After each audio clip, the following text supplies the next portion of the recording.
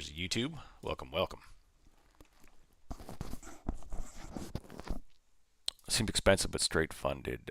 Tradeify, third payout, and they switch you to live after the fourth one. Just hardly recommend no drawdown. Great prop for him. Nice.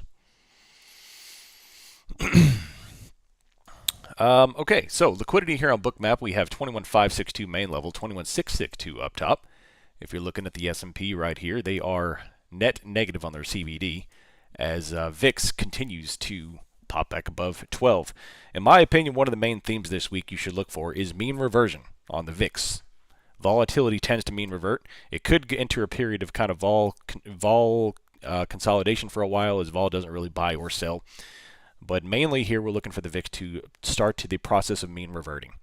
It doesn't really hold below 13 for a whole while in this market. It doesn't really supportive of VIX over under 13 for a while. But it looks like VIX could start mean reverting, probably get to the 15, 16s at the most. I don't expect a huge move there, especially before next week. So that's my theme this week. What's up, YouTube? How's it going? Hope y'all had a fantastic weekend. Boom. Let's see. There we go. Okay. 6092N dropping on ES here. Dropping back over NASDAQ. New pre-market low for NASDAQ right there. And now we're getting into Friday's levels. Boom.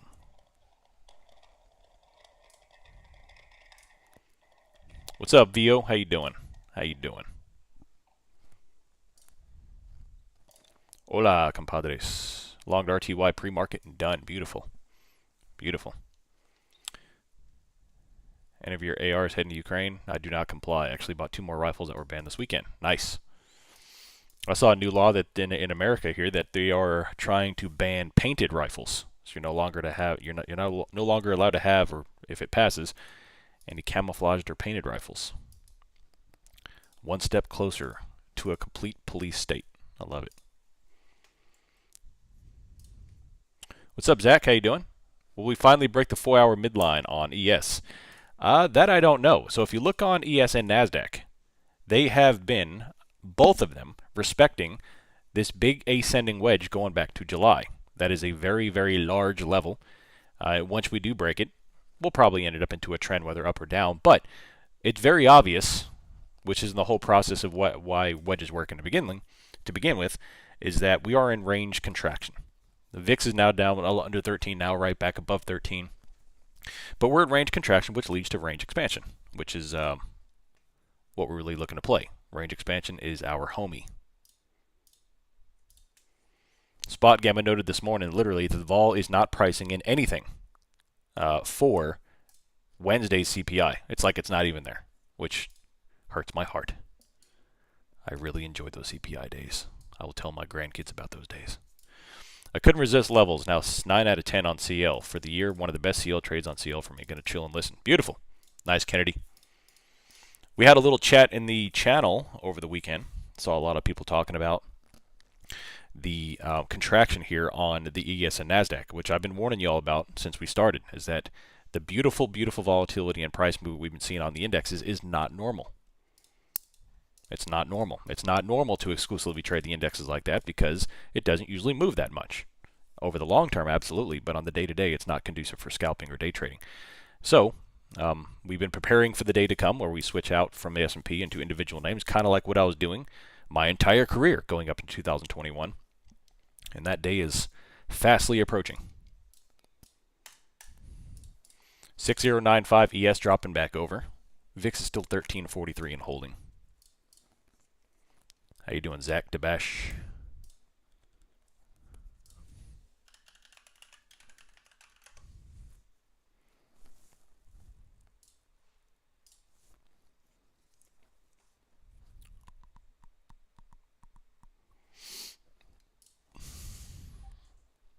Have I seen HSI? Not today, I haven't.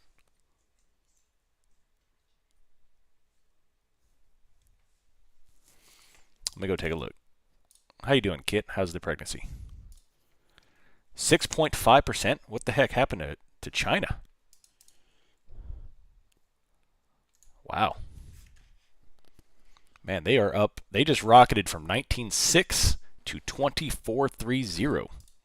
Crazy.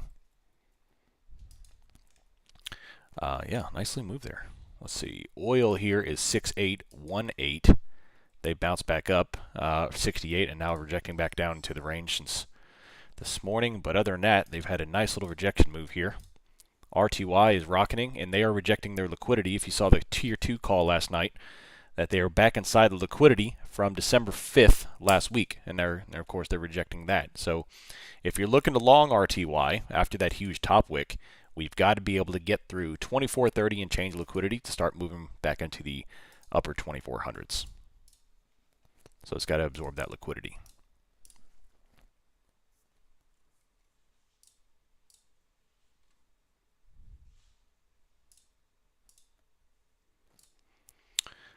I mentioned on Friday that the VIX would take out 1289. It did, but now left a new target below. Crash and burn for stocks until the VIX comes all the way back below 1270. Interesting. I like it. I like it.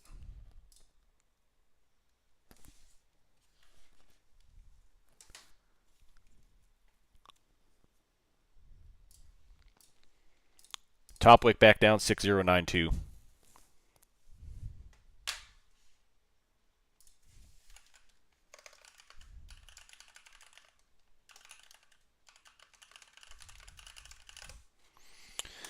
Dropping back over. Overnight support is 6088 for ES. We have, looking across the market, NVIDIA is down another 2.69% after getting destroyed on Friday. They got destroyed again today.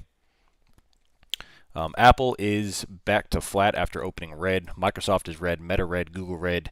LLY is red. Amazon, once again, green after a multi-day phenomenal trend on Amazon after breaking through their multi-years highs. Amazon stayed at their range for about 2.5 years.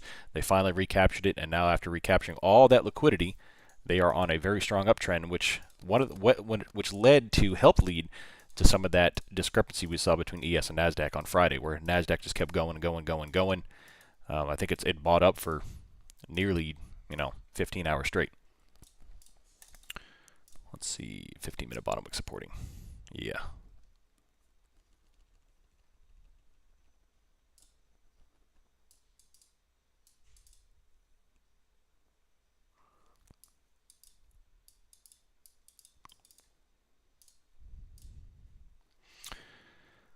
The trading computers are likely telegraphed where Tesla is going to high target of 433. I like when computers give us hints. Yeah.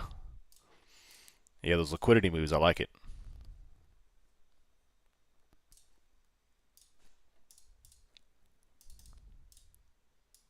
Tesla's going up again, 400.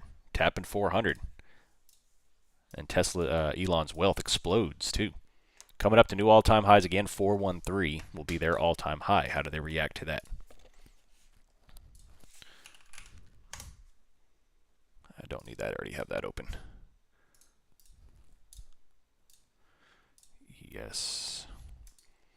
If you look on the daily chart, there's an obvious resistance on the S&P. 60, in their case, about 6110, 6120 is going to be their top. And the SPX is the 6100 call wall. That is the last major call wall in the books here, which leads me to ask the question, what happens going into the end of the year? And there's a lot of stuff to unpack going into the end of the year. One, we have, of course, the end of year and end of quarter adjustment, possibly a little profit taking, etc., etc.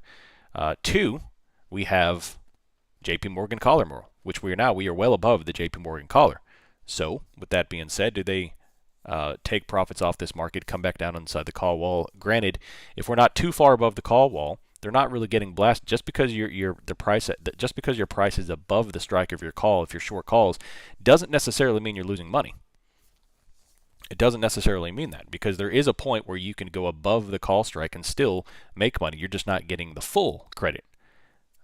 That's just what that means. And there is a point, of course, to break even, and then you're going back down. So how do they interpret the breach above the call wall going into the end of quarter? If that's even a thought.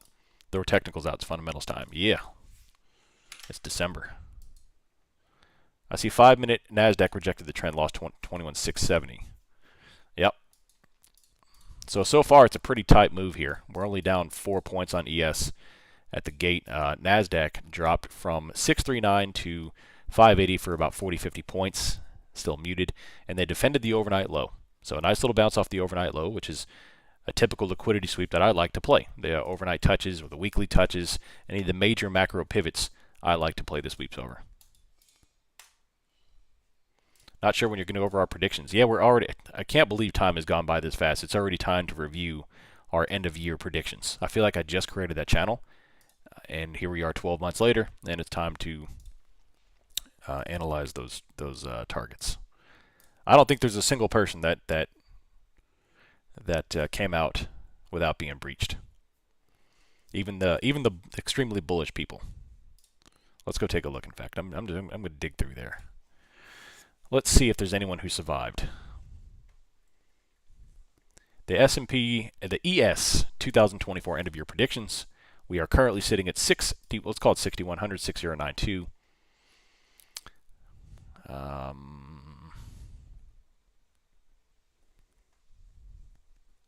Let me see here. Not even close. Not even close.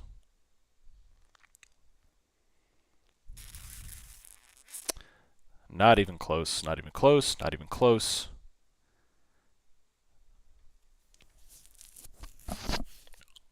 One person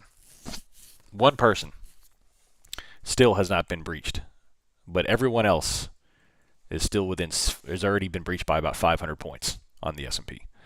So what does that tell you?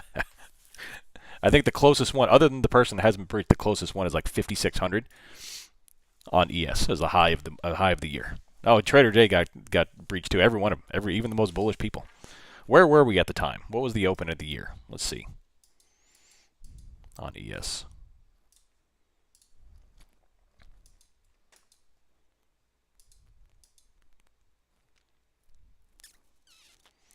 Uh, 4,900.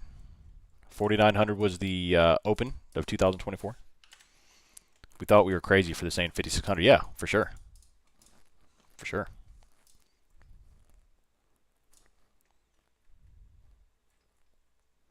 Mine was 5210, my high for the S&P for the year. I was so wrong. That just means time to buy more, 100%. 6091 coming down. They have not touched their overnight low. They've got a couple of points for that. Oil is 68.26, coming back up for 68.41 there.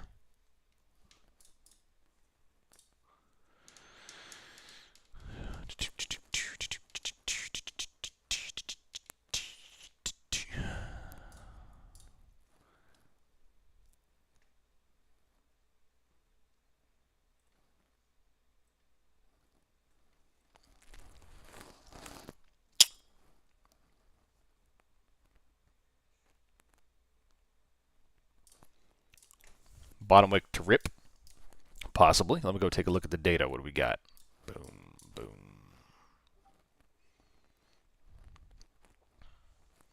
Hero. I can't get it to load. I've hit refresh a couple of times.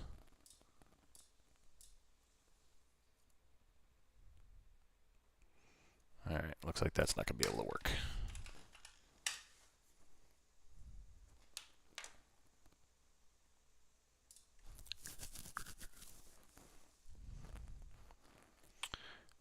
Let's see. NVIDIA's got pretty weak flow. That's still from Friday. Never mind. Disregard. 623 bouncing back up. NASDAQ is still in the same pattern they've been in since 4 o'clock this morning. Dead flat. VIX is still 1351, so not really much to talk about here.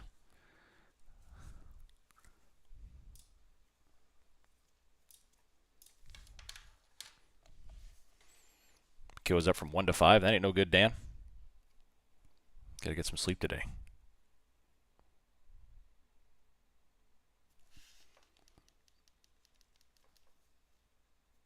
That was one of those not even close. Once we get closer to the end of the year, I'll post it. I'll see if I'll give the market a couple more weeks to do something. What's up, AR? How you doing?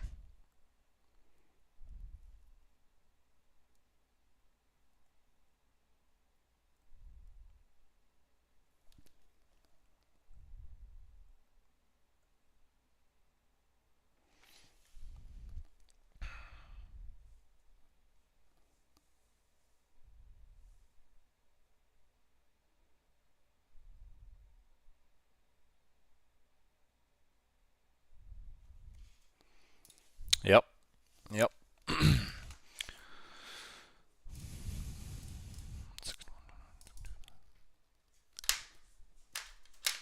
Next year I'll bet he has 10K. That would be crazy. I don't know what to expect in 2025, man. There's going to be a lot changing. A lot of changes. At what point do we stop monitoring, even caring about CPI or anything like that? At what point is inflation just no longer even a concern, which it pretty much already is? It'll be interesting. All right, let's see here. I'm going to take a look around here. This thing is back and forth. Still no trades. About 21,720 or so. That is the trend line for the S&P for NASDAQ. For ES, we're coming up about 6110 and 6120, somewhere in that ballpark. But the whole name of the game here is volume influx. Volume influx. And on the 240, looking at the POC shift, everything for the S&P is centered around 6100. All the sell comes in about 6100. So every time the S&P begins to trudge into 6100, the sellers hit the tape. We have increased selling volume on the 240-minute channel the past 3 days, and it's all top wick above 6100. So they're selling 6100 right now. That's the environment we're currently in. Just slow grind. Every time we hit 6100, they top wick with volume. So in order to get down, we need to have a sweep of that level, or a close if you want upside. Thank you. Money doesn't get scared anymore. Right here.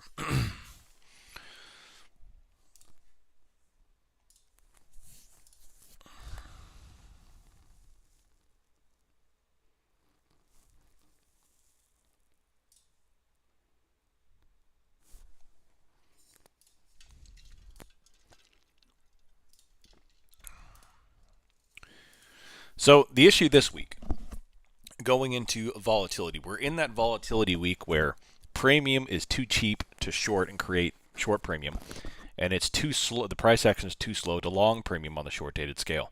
So we're in that hurry up and wait stage. We're in that patient stage where the market just isn't going to put on a big move until it does, which I know that's kind of a dumb statement, but that's where you have to track the volume. When the volume starts to hit, when VIX starts to gap, then we'll start to have a range expansion move.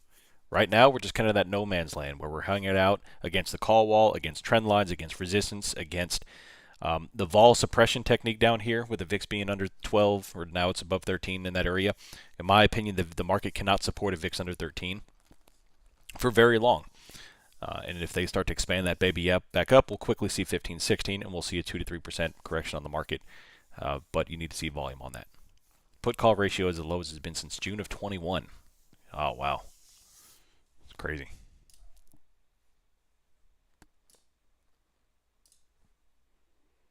Crazy.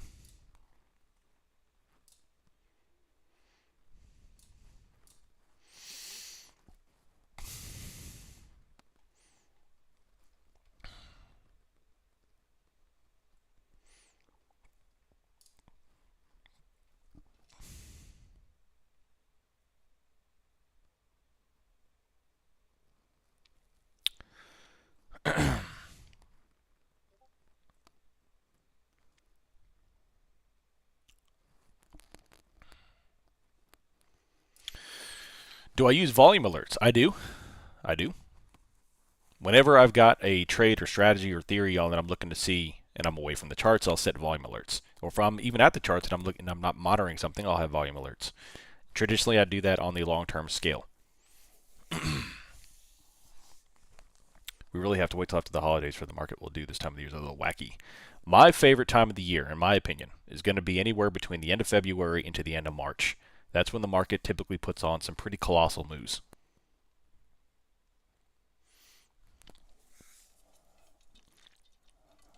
And then again, July, August. Those are some fantastic moves. A lot of volatility, a lot of volume movement.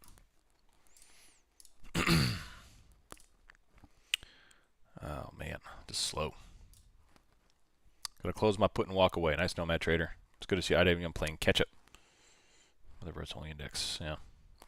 Currently between the ES and NASDAQ, which is the dog and which is the tail? Man, if you would have asked me a couple weeks ago, I would have said NASDAQ because NVIDIA was pretty much leading the pack, but NVIDIA's been grossly underperforming for a while now. I mean, look at NVIDIA today. They're down to 139, getting smoked as they can't get away from 140. So it's back and forth, which is why the S&P and NASDAQ have been a lot more difficult to trade the past couple of weeks because there's been a lot of divergence. NASDAQ's been dropping, Apple's been pumping, Amazon's been pumping, XLF has been pumping, but this last week it was dropping. It's just a lot of back and forth nonsense, and it's difficult to trade.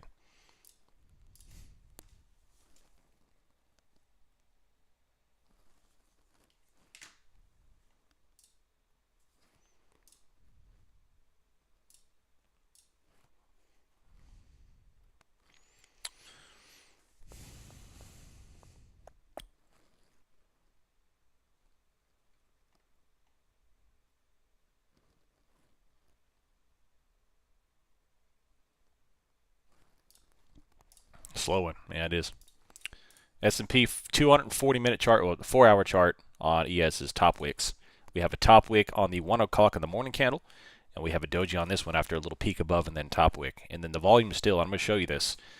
We have 3 POCs, almost exactly the same price, right at, I'm sorry, that was, no, here we go, right at 6,100.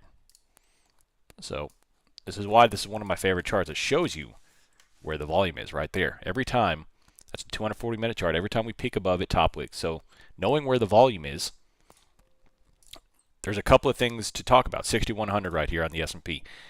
In order to go higher, obviously, we need to close above 6,100 to get above it and close above it on the longer time frame, mainly the 4-hour chart.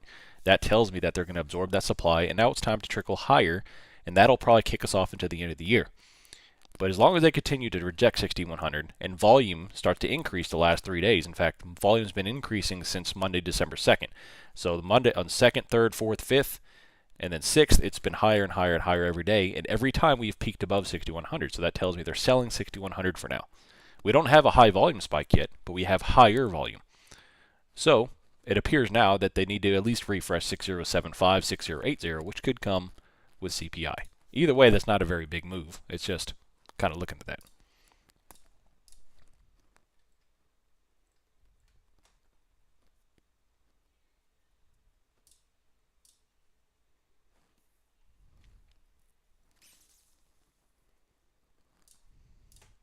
I wonder if you could use long data leaps to long volatility but stay delta neutral. Are you talking about long, like leaps on the VIX, or just play the volatility on the indexes? Or on futures even?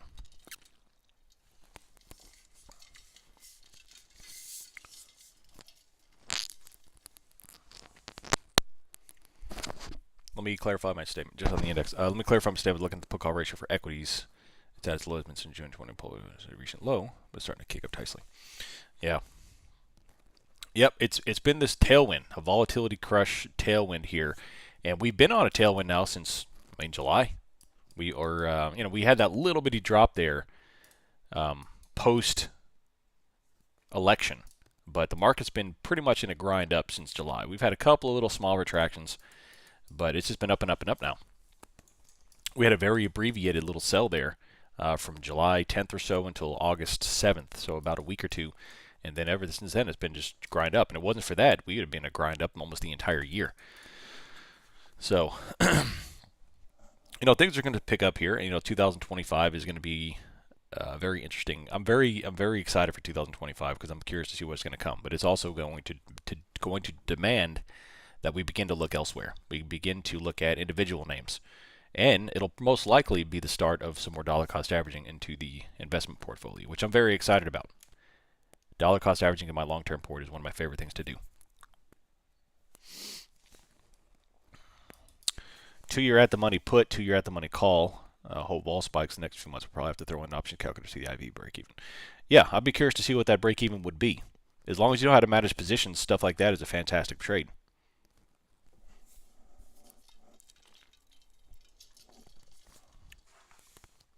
Volatility plays are usually higher, advanced plays. Usually the higher level players play the volatility plays like that. VIX plays, VX plays. How's the option data looking? I can't get Hero to load this morning. Spot Gamma is being a little iffy. See if I can get that thing going on another refresh.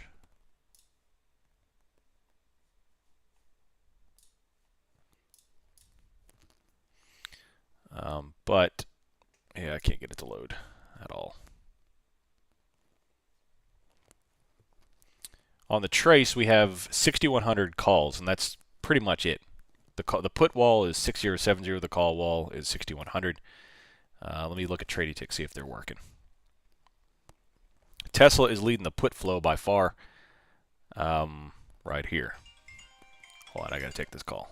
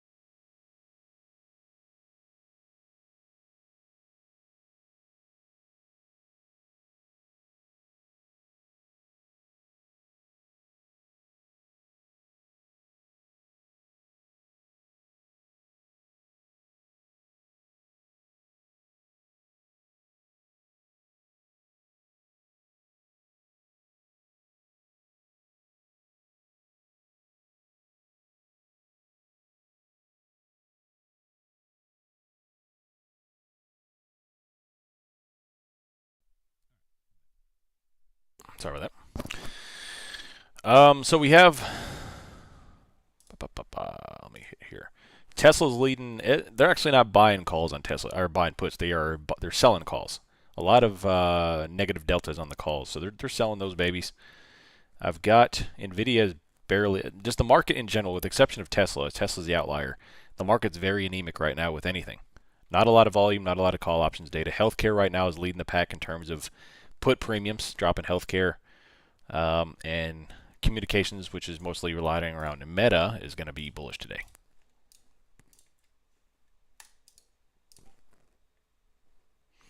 Any possible swing trade on CL? I'm thinking a possible trend line break, push up 4 hour. So it's not dropping much. Let me go take a look. CL.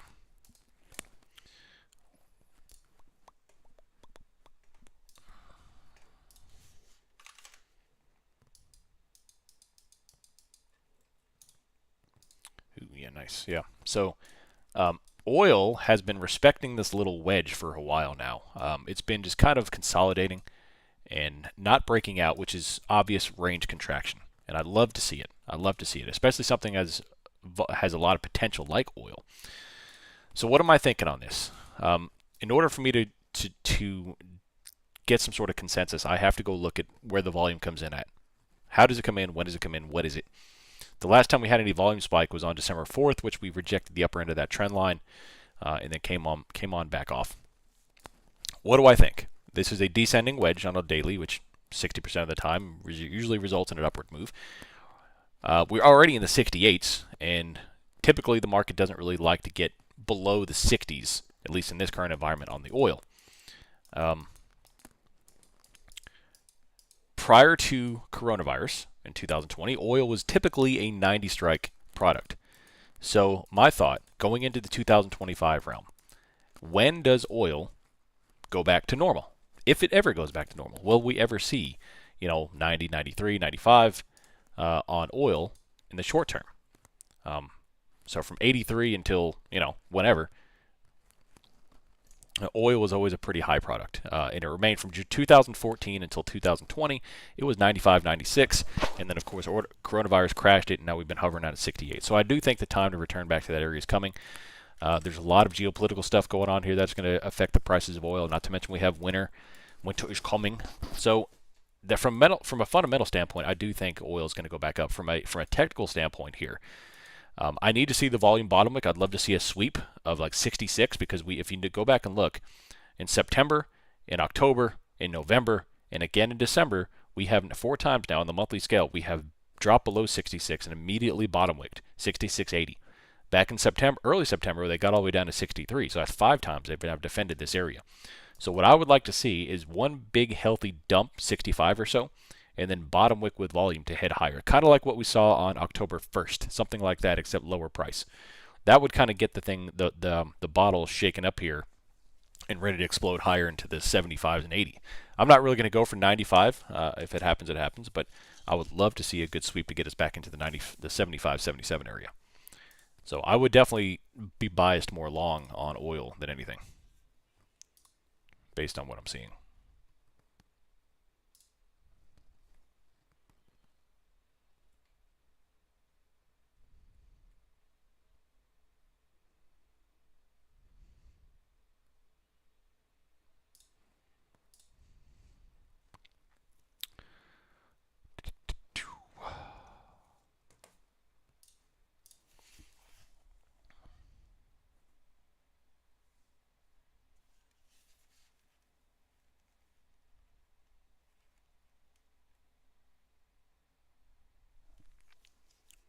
I'm new to oil, so I was trying to get some insights on it. Yep.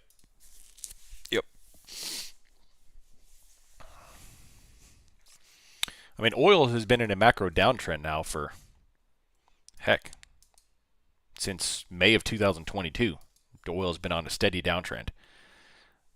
And it's also one big flag. If you take that trend line that you just did and you apply it to May of 2022, there's even a bigger wedge forming that goes back 2 years, a 2-year wedge. That's pretty phenomenal. It's uncanny how much it's respecting those levels.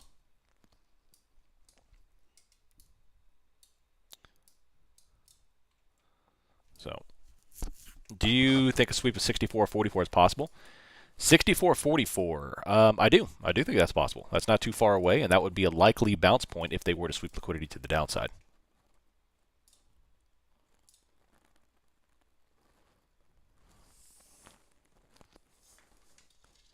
Do I track Bitcoin? I do not.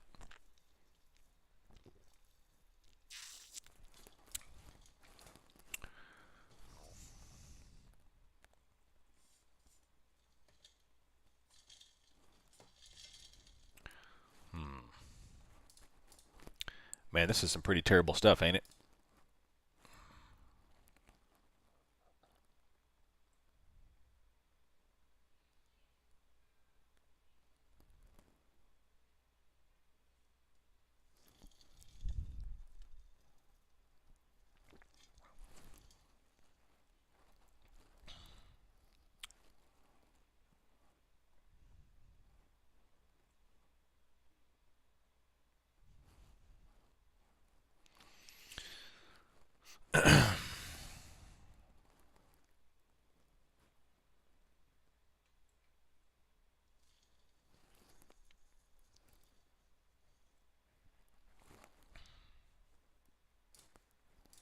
HSI 7.5, yeah. A firm, Alec, yep. Will Syria impact oil? Man, probably. But indirectly, in my opinion. That is hero indicator, Benishi. That is Spot Gamma's hero indicator, which, ironically enough, is not working for me right now. I can't get it to load. I can get everything else to work, but not hero.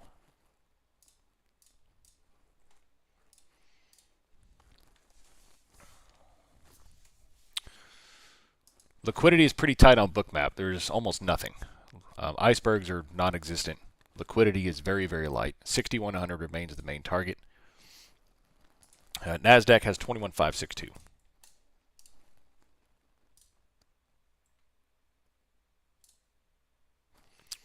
I read a tweet that somebody had $7,000 in profits on Top Step X, and they were in a trade and wanted to wrap it up for the day, so they hit the flatten all button, and their trade went from 7,000 positive to negative 3,000. I would be so upset.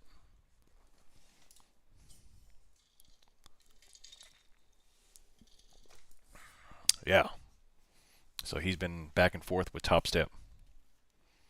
Why did it do that? Just the trade on the trade flow on Top Step X.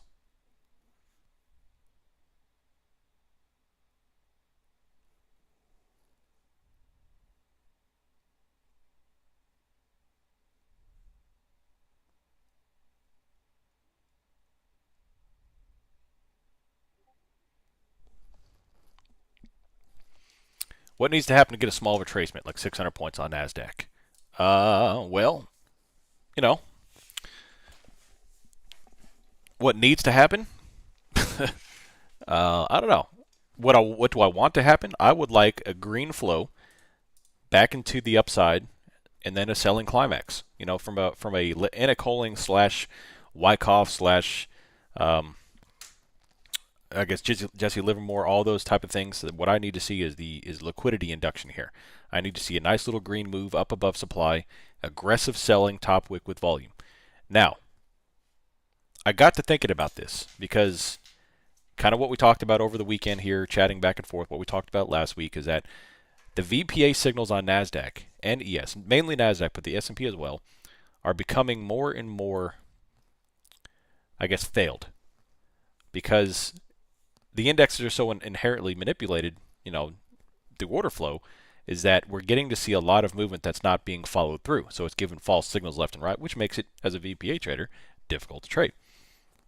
So I don't know what's the next move is going to come along. If it does come back down, I'd probably look for, you know, about 6,000 touch on the S&P, a little bit lower on the NASDAQ. But ultimately, I would like to see volume.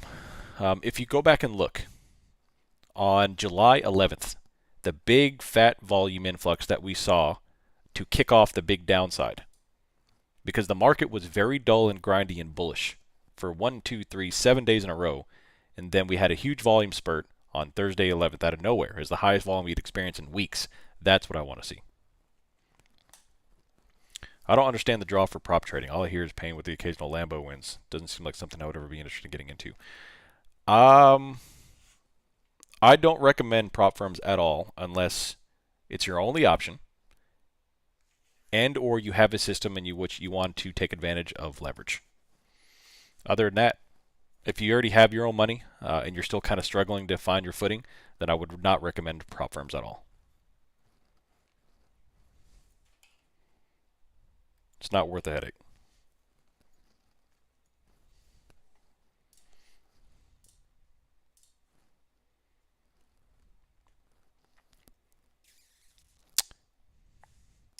What's your thoughts on Mudang? I have no thoughts on Mudang.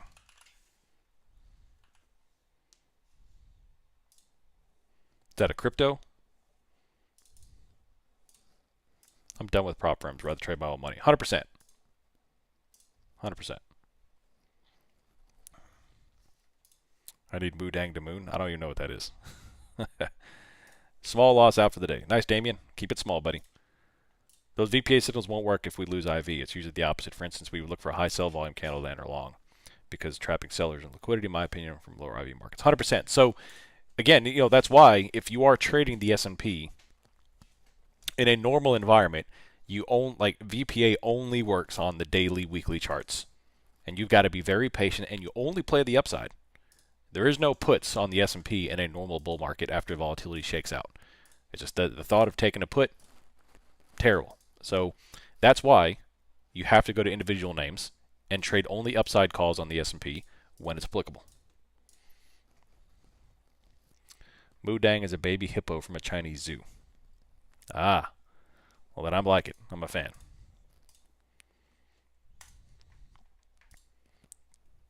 Did I short the Hawk-Tua coin at the top? I didn't. I did not invest in Hawk-Tua.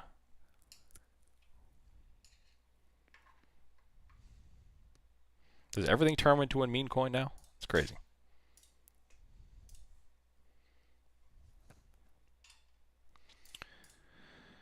Oh man, this is a terrible open. All right. We need to...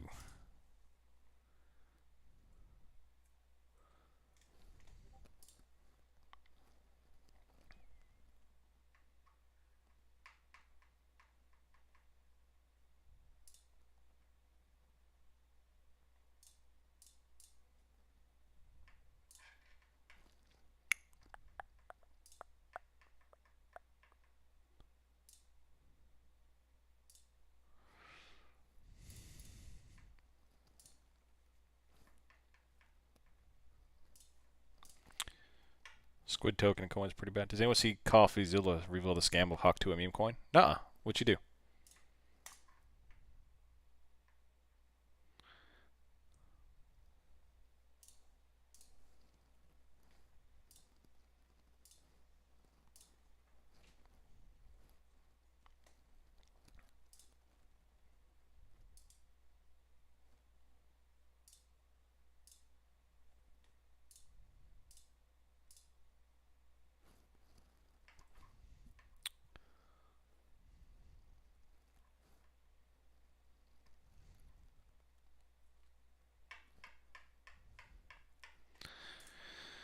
Grinding.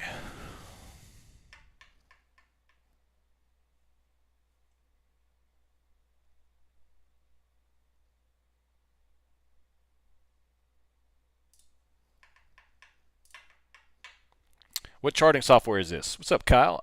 Clyde. This is TradingView, is what you see, the 6 different charts there. And then the bottom right is a Bookmap. Bookmap is a liquidity tracker software. What's it tell you about the market when you start getting a bunch of meme coin questions? Too much liquidity. Too much liquidity. You're talking about right now, you're talking about the market. Right now it's tight, yeah. But all of this happens, in my opinion, the main reason why the market is trudging to new all-time highs, which I'll make another point here too, is the massive amounts of liquidity. More millionaires were created in the past 4 years than ever before through the market. Insane amounts of liquidity, insane amount of restructuring of debt and liquidity and everything else across the past couple of years with the 1.8% interest rates, with the meme coins, with Bitcoin, with Nvidia. I mean, how many like it's like everyone who works with Nvidia is a millionaire now because of all their stock options just went to the moon.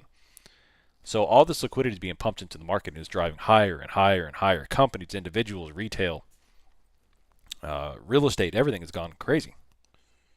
So now the repercussions of that is just like when anything else. Everything launches, it stagnates. You have that euphoria moment where everyone tries to get in the game where it's too late. So Bitcoin led the way. Dogecoin rode the coattails of Bitcoin. And now you've got Hawk Tuah coin. And Hippo coin and whatever else you can come up with to kind of ride the coattails to see if you can make a quick buck. And that usually signals a top, a temporary top. When the euphoria hits, usually that signals a top. Now, if you go look, mind you, interesting tidbit in the real estate. If you go, hold on, let me open up the Fred. Let's look at the Fred. If you're interested in real estate, this is inventories for the United States right here since 2023. So home inventories are up about 50% since December 2000, so about a year. So countrywide home inventories are now up 50% in a year. And if it does it again, I mean, we're talking about incredibly high supply rates for the interest rates. And when you know what happens when supply floods, demand drops, and that brings down prices. Heard some dude convince his parents to get out a second mortgage or something, use funds coupled with savings to gamble on Hawk Tuah coin. It was worth tens of millions for a few minutes and then lost it all. Can you not sell that stuff quickly? I've never traded meme coins. Like, can you not just hit like a sell button and get out?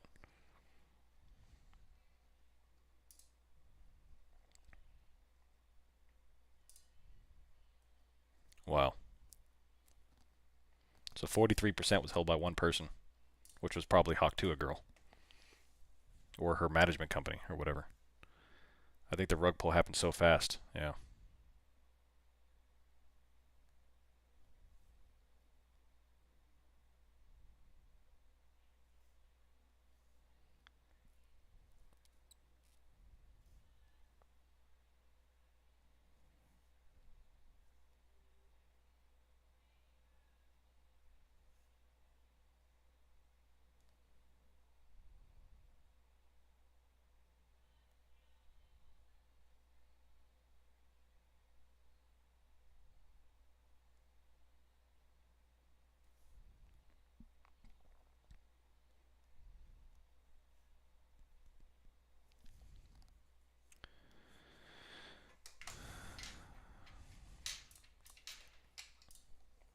I bet she made minimal amounts and her legal troubles will chew up quickly. Probably. You can sell the meme coin right away. Those are called snipers. Hawk Tuah was blaming them. Ah. I know nothing about that stuff, dude. I know nothing, Jon Snow. There are at least 5 new single-family developments in my town with infrastructure that won't even reach 10% of build-out. It's exactly what you saw over again. Yep, it's happening here in my town, man. People are starting to... the local town, city council meetings are starting to increase with attendance quite a bit because farm after farm is being sold and crappy house after crappy house is being built. People are kind of tired of it, and they're not being filled. Have you ever seen a subdivision have a Black Friday sale? I have.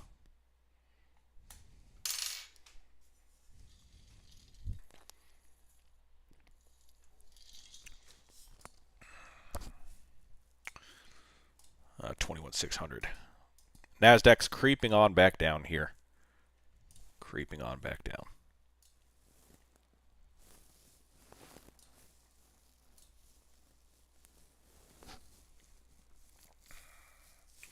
All right. CLC. Oh man, oil finally taking a little trip higher. Little break above there at 10 o'clock. Can't wait for the history books to explain Hawk Tuah. Yeah, it's going to be a fun time.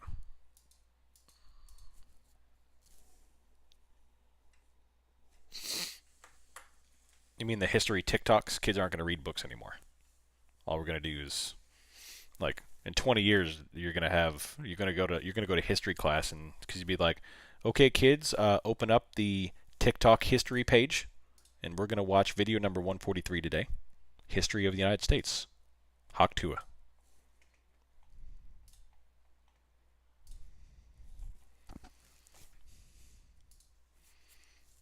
$21.6. All right, NASDAQ is attacking overnight low here. Or ES, I'm sorry, not NASDAQ. NASDAQ's got a little ways to go. ES has got right here, 61 or 60.88. They've already bounced off of it once. And now we'll probably kind of sail through it here if it closes under it.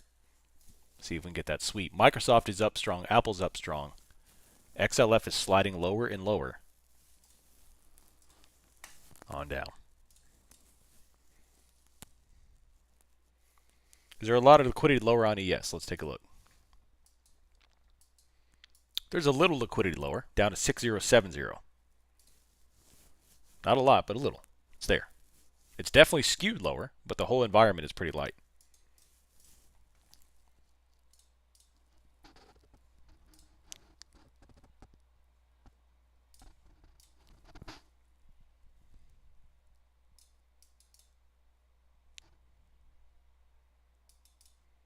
$60.86 still dropping. NASDAQ looks like it could attack the 21,580, but tech right now is quite strong. Apple and Microsoft are launching. NVIDIA's going back up. Amazon's up strong. So I don't see a lot of selling in NASDAQ here. The S&P is dropping because 7 of the 10, 70% of the S&P right now is red. And XLF just is tanking right now, even lower.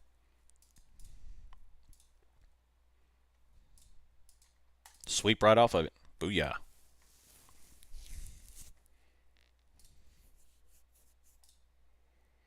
Thoughts on gold? Gold's launching again. It's launching again after a prolonged sell. Some pretty quite large red candles. But now they're heading up to 27.20. I don't know much, but from what I know about patterns, it looks like a head and shoulders pattern. I don't really know what that means. But 27.50 will be the next target after they clear the 26.80, which they've already have. And they're going to try to attack the 27.50. So gold's been back and forth now since September. Some big up moves, big down moves, and now a consolidation after a double bounce at 26.38.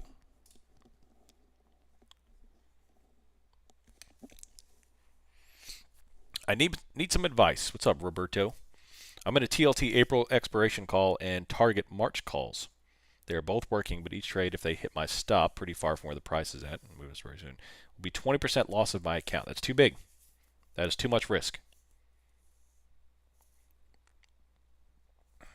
Are they profitable?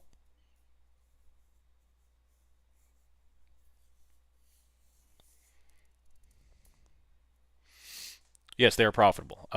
Yeah, never. Those positions are too large. So, if they are profitable right now, I don't mind you holding them, but place a stop where you do not give back profits, because that is far too much of your account. 20% to me is outrageous.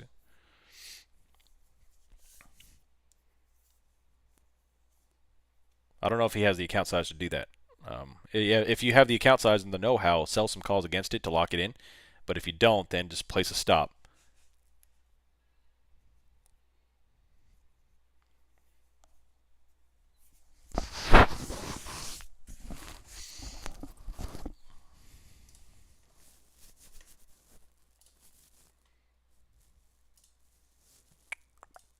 Today was my inspection for my rough-in on my electrical. See if it passes. Waiting for the results.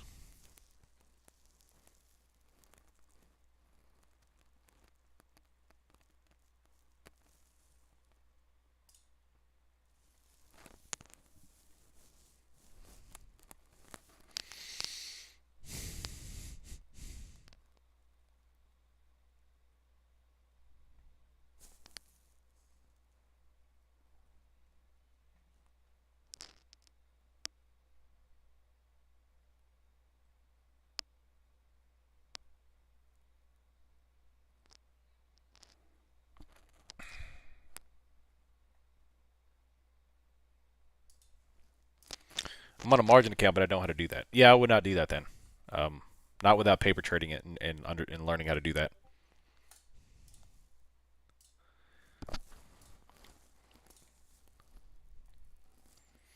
I recovered and graduated from full port anonymous early last year.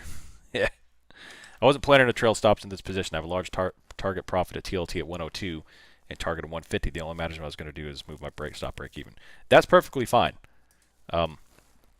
If you have a target profit and you're confident on the position, I love the confidence. I love the play, but the position sizing for me is too large. That's the problem. Is that when the position sizing is that large, you tend to do stupid stuff when the market doesn't go your way. Especially when you wake up one day and TLT's down 4% and you give back all your profits and now you're red and now you're like, holy crap, I should have sold. Now I need to hold it, blah, blah, blah. You start doing gymnastics in your brain. So you got to put stops on there if you want to hold that position and see if you can get the trade and do your thing. Yeah, risk management above all else, 100%. Every time you think, well, I'm safe, the market will find a way to get their pound of flesh.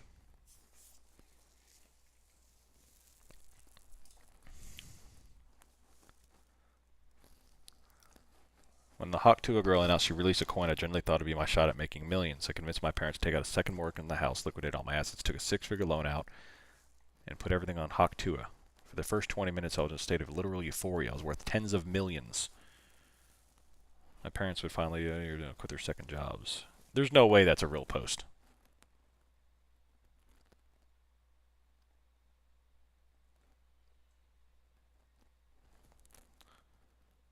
Tens of millions reduced to tens of thousands. Now, see, Haley, Hawk Tuah girl, even if she was malicious enough to pump and dump that thing, for 20 minutes he had tens of millions of dollars of value and he didn't sell. So, no, it's not her fault. It's his fault. If I bought Hawk Tuah and I had tens of millions within minutes, you bet your butt I'm selling. I'm going to be breaking my fingers to try to click that mouse button fast enough to sell. Now, all that aside, I think that's crap. I don't think that's true at all. There's no way. His parents is working 2 jobs to survive, and yet they let him take out a second mortgage on their house. He's scourging pennies together, but he liquidates all his assets. What assets? He's scourging pennies, but the banks lets him take out a 6-figure loan. No, I'm not buying it. Trust me, I've been in the financial industry for a while to know the banks ain't going to give you a dime if you're not qualified, especially 6 figures. Not to mention a personal loan. You know how hard it is to get a 6-figure personal loan when you have no assets? Personal loans usually, the reason why personal loans are so hard to get is because they're not collateralized. You know, when you get a mortgage, you've got collateral. But a personal loan, there's nothing to leverage against, so you have to have assets. There's no way. I'm throwing the flag. 15-yard penalty.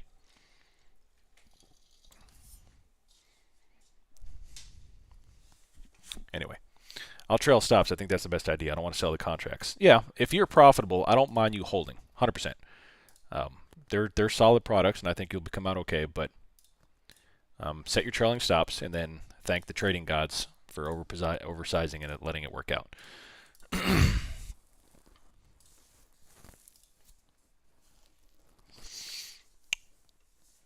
Time for a GoFundMe. That's how I view it, but we live in a place, blame elsewhere. Oh, 100%. 100%. All right, NASDAQ is touching down to overnight lows and the morning low. So the morning low right now is centered at 21,583. And we're attacking it post-haste. A personal loan used to be like your 20 or 30 year yearly income. They ask for a whole lot of paper. Yeah, it's very difficult to get a personal loan of that size. So,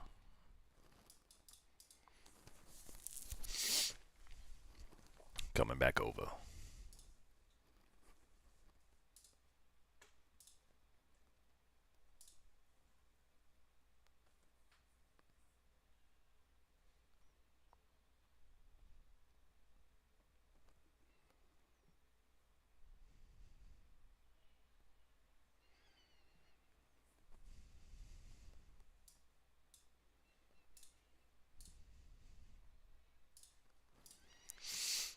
There it is, 580, new low. XLF is getting smoked too. All we need, and VIX is starting to climb nicely here. 1364. Drop back over.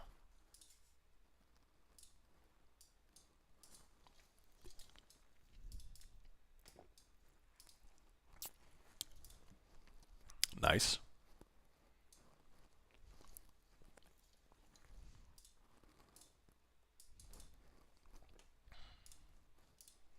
You're too focused on upside outcome. Yeah. Next time, 5 to 10% risk may be better per swing trade. Wasn't sure how much size. This is my first time really swing trading. No, it's fun. It's a learning environment, man. It's a learning experience. I love it.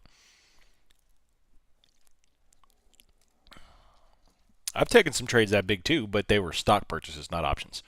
So I don't mind going with 20% risk if it's a stock trade. You have a lot more control over stock trades than you do options trades. Options trade, you got to keep it. You got to keep it lower, especially when you're in build mode.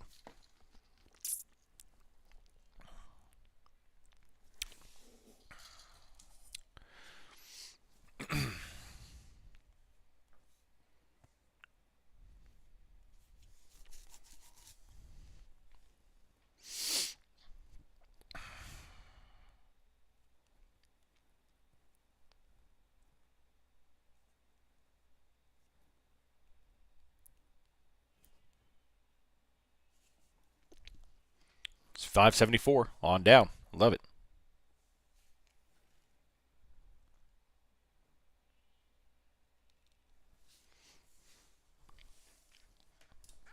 On dropping. 21,563 still going. Beautiful. Beautiful.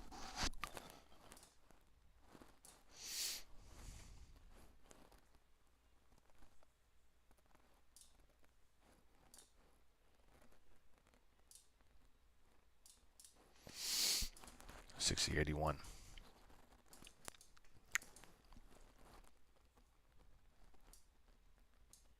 Still going down. I like it. Gold missed my fill by 1 cent. That was a perfect short on NASDAQ entry at the top, but it couldn't be the first sell in the market. VPA near perfect. Yeah. So it's coming nicely. We had that top wick right at the 950. Or the 955. Large red just swept the overnight low. Next target 520.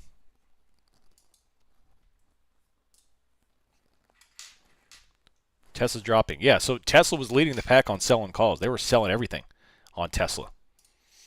If you notice that they were leading the negative deltas, we talked about that this morning, is that they were dumping everything on Tesla. They weren't buying puts, they were selling calls, last I checked. So they were selling into strength.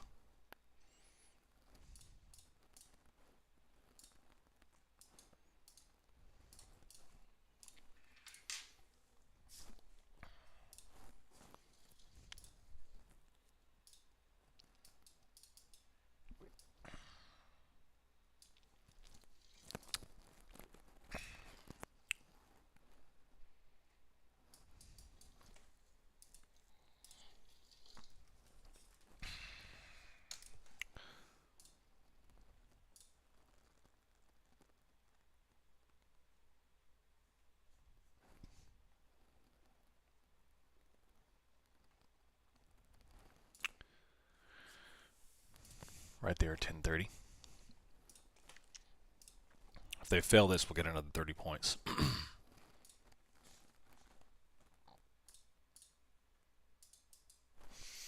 NVIDIA still sliding lower. –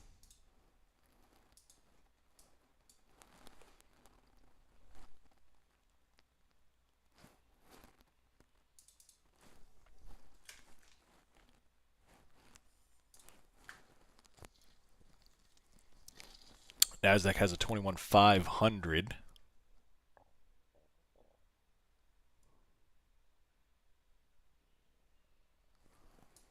20-point bounce. I always make money opposite the move. Today I'm going on a long trade. Nice. There you go. Thoughts on CL's price movement if Canada's 25% are real? The vast majority of oil comes from. I don't know. I don't know. Good question. That is true. And most of our oil comes, or a lot of our oil comes from Canada. So I don't know.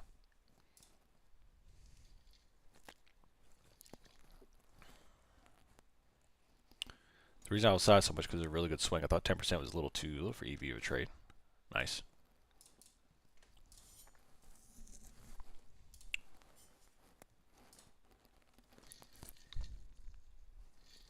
Apple's still flying. So NASDAQ has made this move lower with Apple just rocketing. Microsoft rocketing. Very weird stuff. But that candle showed a very high amount of volume there. So basing volume here at 21,546. Second highest volume candle of the day right there.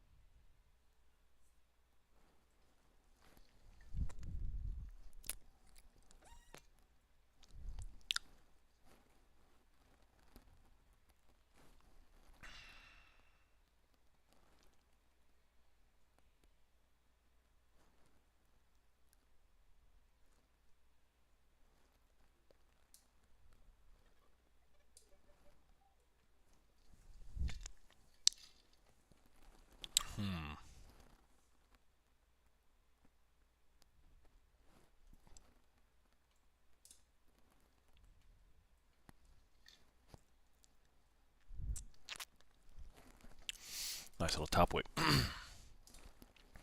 21,500 still the liquidity. I need to develop risk parameters on paper.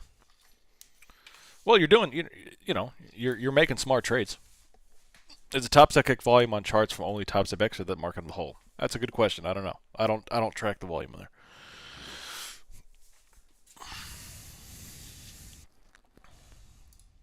I don't use top step X for any analytics whatsoever, except for like the tilt. All my stuff comes from TradingView.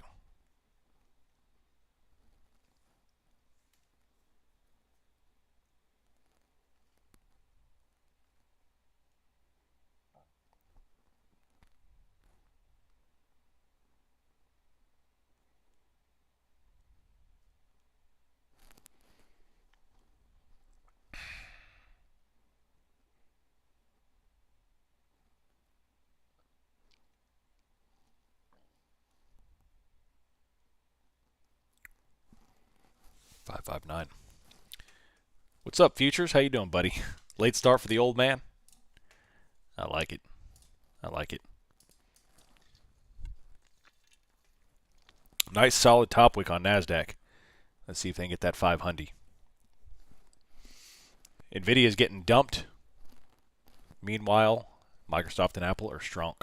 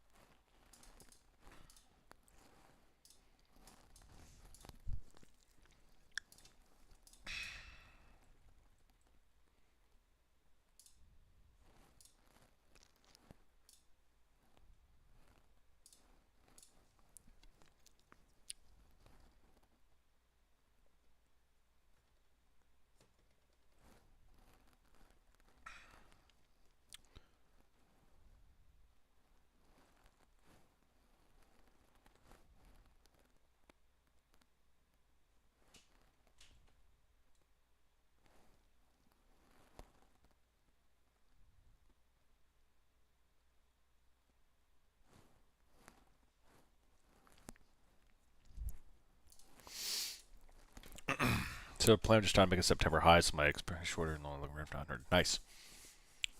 All right, basing here, 548 Nvidia is down hard. Microsoft is still rocketing. So the crap that we saw on Friday is happening again.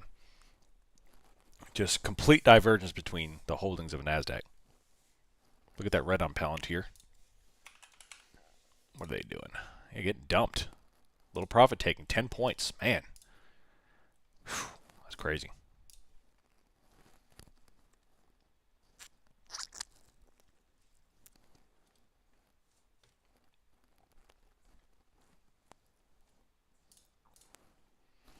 My biggest problem is placing a trade and it going my way, then moving the stop up too fast. 1 MQ or 5, missing out on a good bit of profit. How can I work on this? Well,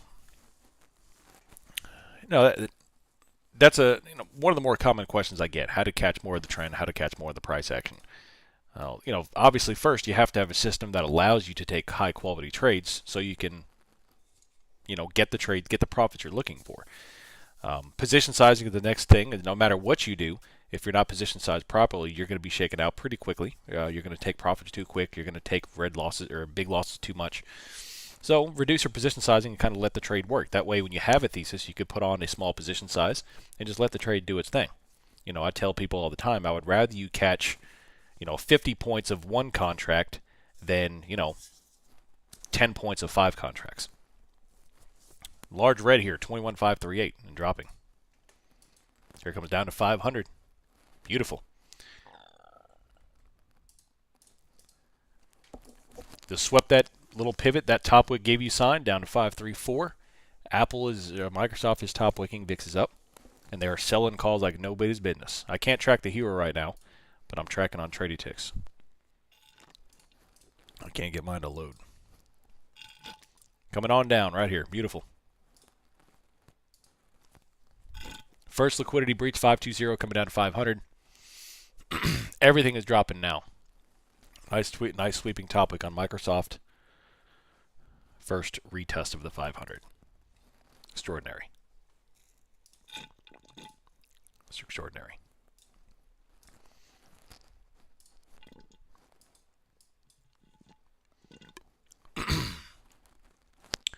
Extraordinary. 517 coming down to 500 will be the next target.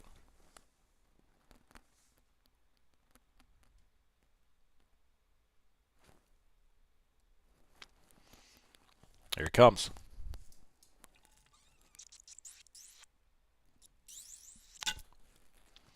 $512.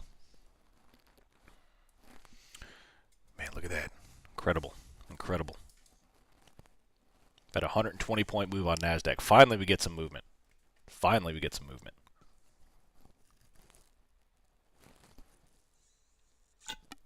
Still pressing lower, coming down to 500.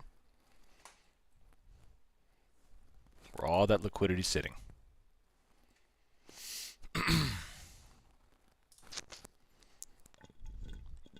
Wish I could trust myself and just let it play out. Well, you can do that. You just got to reduce your position sizing. It all comes down to position sizing. Trust don't mean a thing if you're over positioned.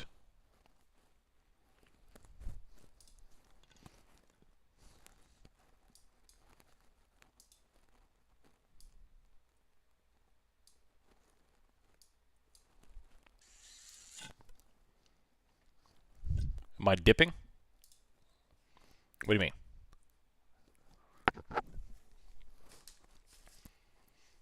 You talking about like dipping tobacco? No, I've never done tobacco.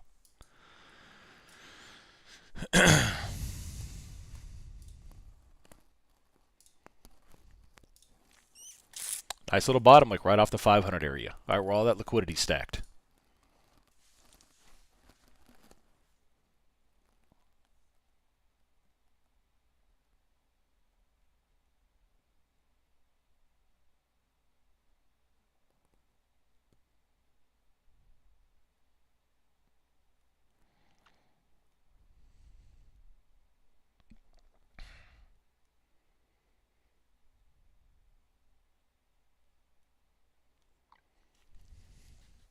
$536, beautiful, beautiful.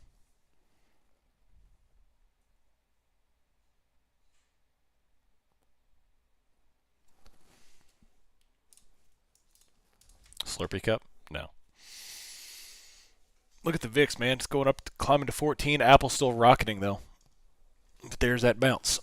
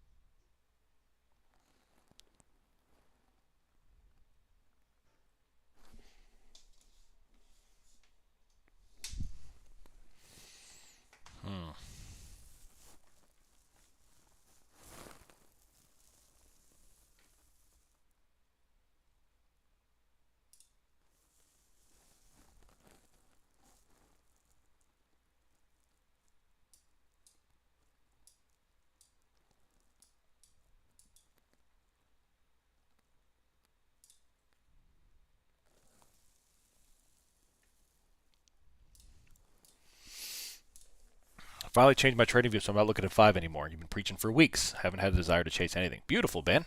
15-minute, man. The 15-minute. You save 15% or more by switching to the 15.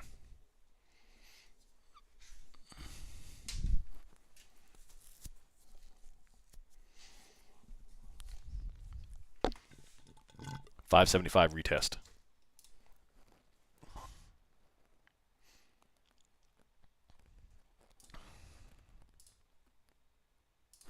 Coming back up. Man, look at Microsoft and Apple. Absolutely launching.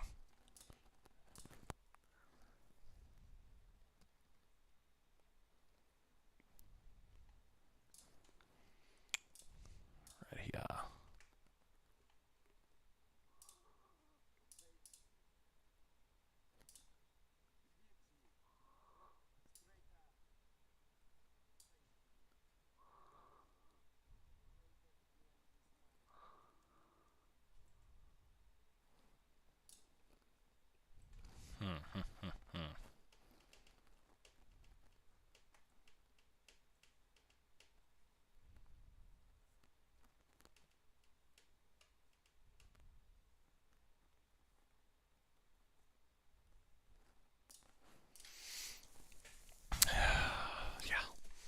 Right off of it.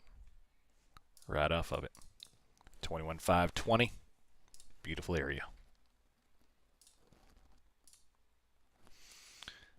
We got the 574 there, but Microsoft and Apple keep launching with NVIDIA bouncing there too. There's your beautiful bounce. Now, what just happened? Why did we bounce just right there? Aside from the fact that it was the 500.00 level, psychological level, sure. But why did we bounce?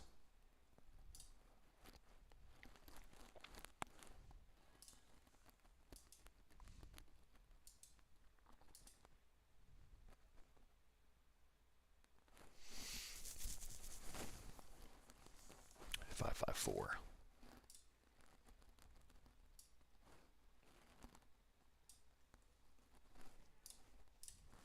Macro extension NVIDIA. Yep, a lot of that too, absolutely. So we have a couple of things. We have the imbalance that was created.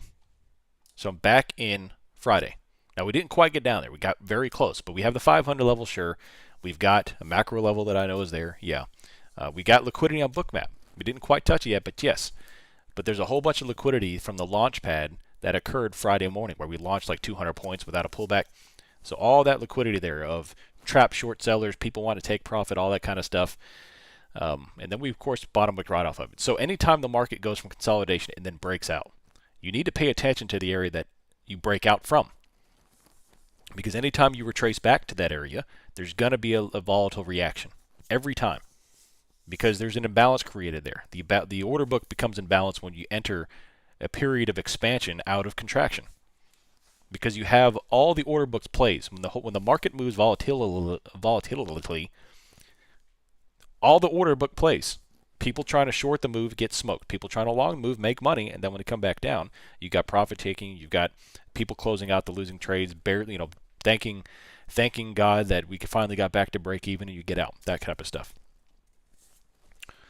Could I screen share out the move? 100%, yeah. What's that? La, la, la, la, la. Those imbalance moves are very powerful. Very powerful. Let me come here.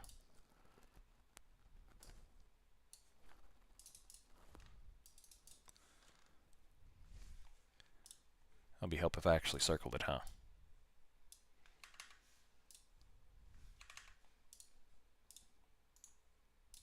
There we go.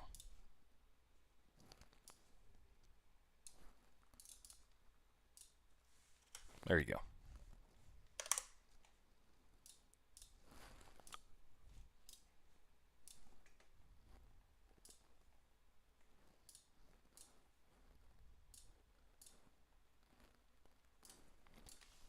You're very welcome. Bounce right in Thursday's high volume node? Yeah, but why does that high volume node there? Because of the imbalance fill. All that volume hit, boom, gone. And they bounce right off of it. What do I think about footprint charts? I personally don't use them, but I've got nothing against them. Nice little red move back down. Failure of the 570 liquid. And on back down. I have to mute. I'll be back in a couple of minutes.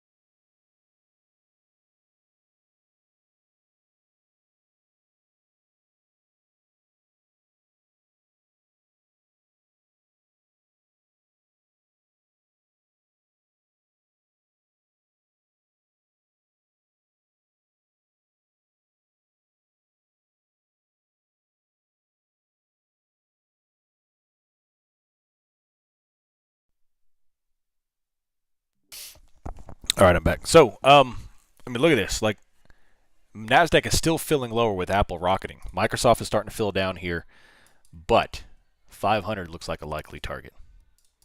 Still filling lower. Still filling lower.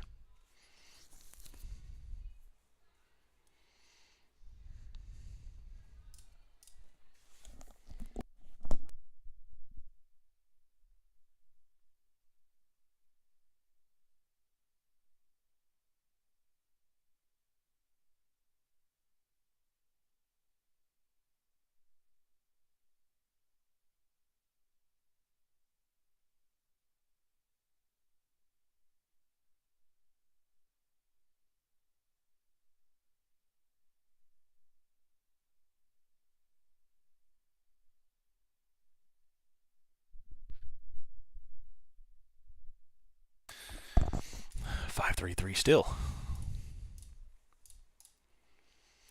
Do you do the same type of management for day trades or just swings? I mean, the theory is the same for all types of trades, for all time frames. You know, it's all the same except you expand your parameters on which you make the decisions. When you're day trading and short-term trading, setups are created and break down very, very quickly. So you've got to, that's why your position sizing is very small, because despite your best efforts, a prime setup can break down extremely quick. So you've got to go smaller to account for that risk. Other than that, you still place your trailing stops the same your parameter. You still hold as needed. So yeah, something about earning money on red candle is such more satisfying because it happens quick. Yeah.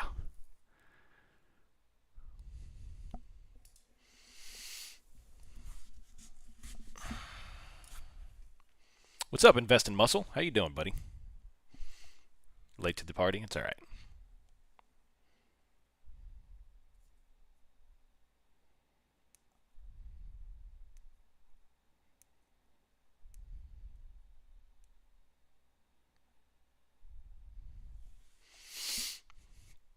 529. If this fails, I'm going for 500, and then under that it's 450. I don't know if 450 is in the cards, but 500 looks like it is in the cards. When they moved liquidity orders like they did in 575s that went filled, how do you read that? Filled and went lower, they absorbed. That's absorption.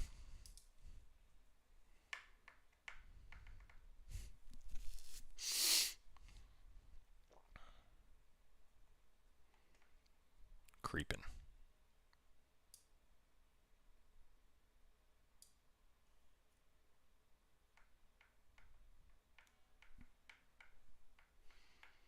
Can they get 500?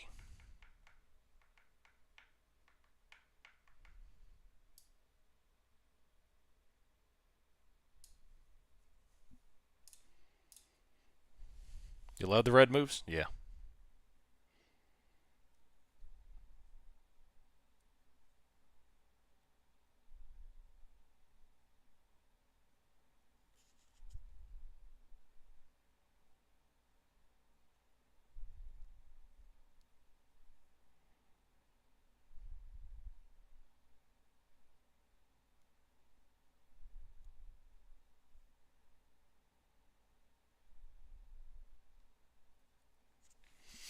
There it is. 507 down to 500. Yeah, if it wasn't for Apple, man, this would be a more interesting day.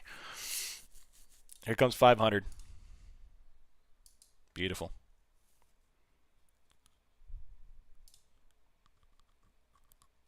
Any thoughts on inverse ETFs instead of options? If you like playing those, I've got nothing against them. You just have to, play accordingly. Same risk tolerance.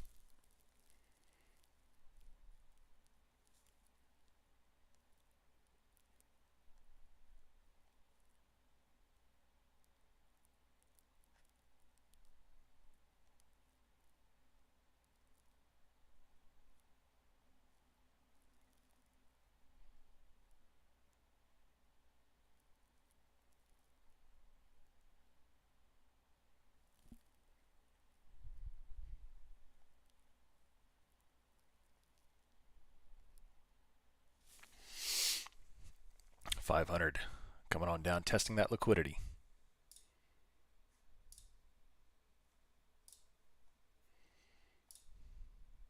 Feels like a due for a nice waterfall. It's coming.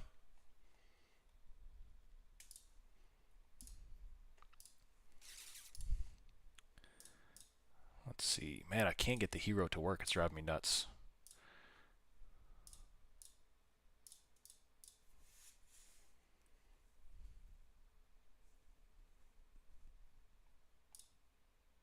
Traces. Nice double bottom wick there off the 500 zone.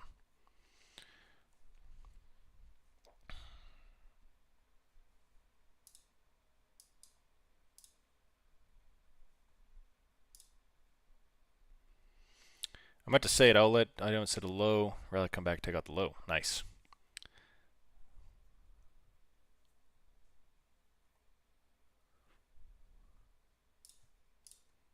Use Firefox? I do. I use Firefox for everything.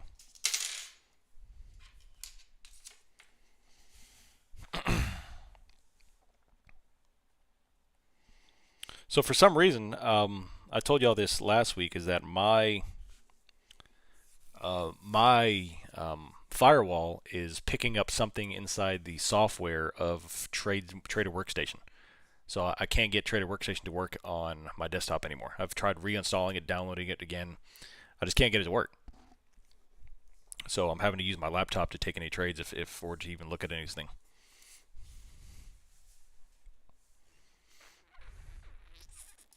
Yeah, I don't know why. Because I'll bring up the report and it says it's picking up a virus, and it gives me the name of the virus in the software.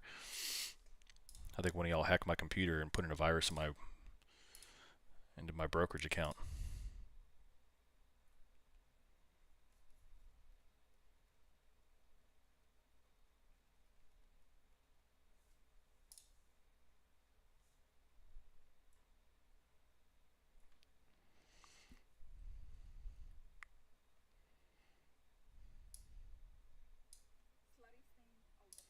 Here we come on down.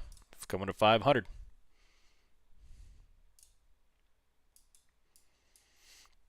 Double bounce and then fell lower and sweep 500. Can they do it?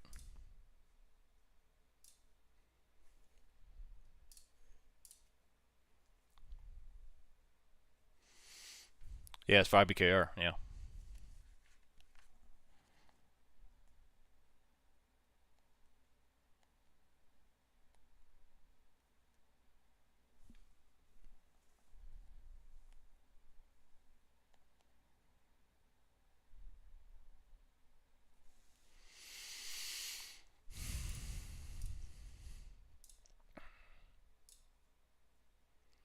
I'm reopening my futures account. What platform do you use? I use IBKR. HSI is still flying? Wow. Have you called their tech support? I've got a ticket out with them. Yeah. They said this is a unique item for them.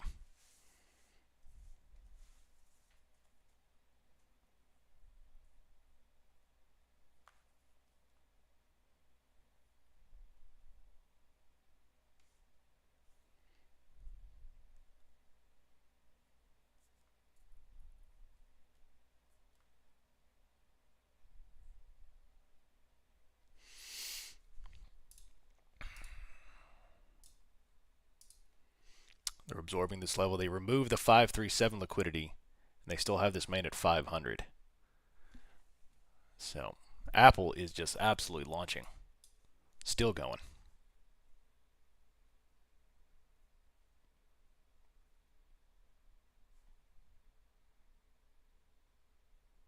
500. Can they do it? Can they do it? Trying to. Whole bunch of liquidity down here.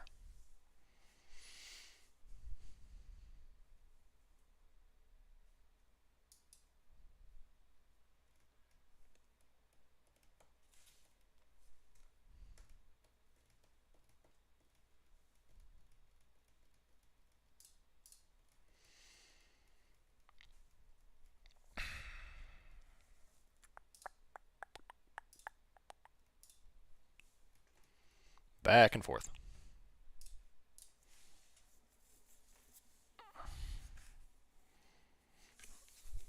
The backpack that the shooter left in New York was filled with Monopoly money. That is some troll stuff right there.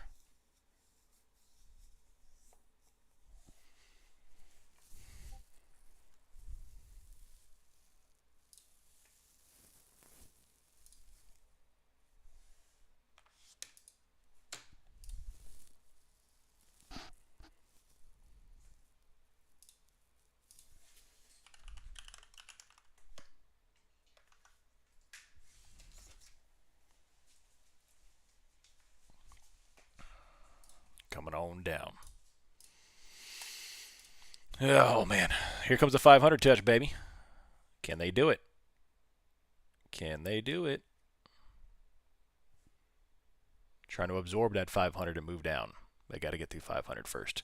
What you'll do here, typical bookmap action, you'll see the absorption at this area. Here's some more liquidity. You'll see a large red and a quick thrust right through it. Right through 500. Mostly down maybe 5 or 10 points or so. Coming on down.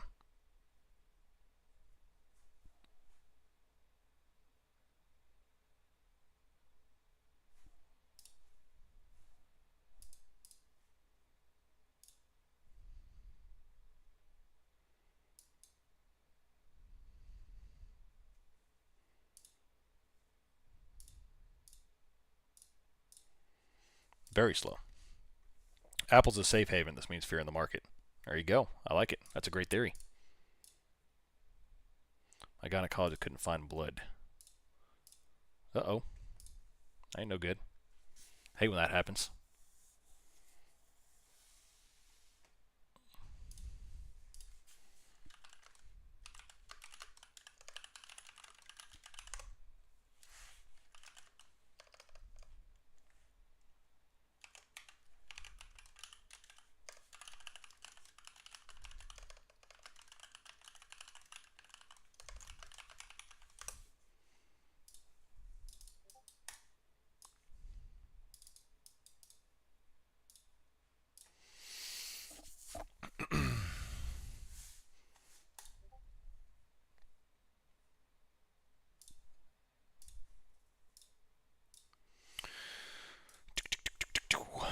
All right. Not going anywhere just yet. Back and forth. What's up, Maddie? 100% on ES puts from last night, shutting it down. Beautiful. Beautiful. Well done. Keep it up.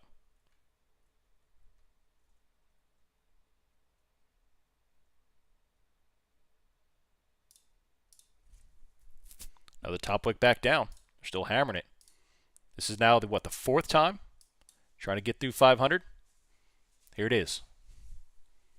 There it is. See that big red sweep on bookmap? That's how it looks.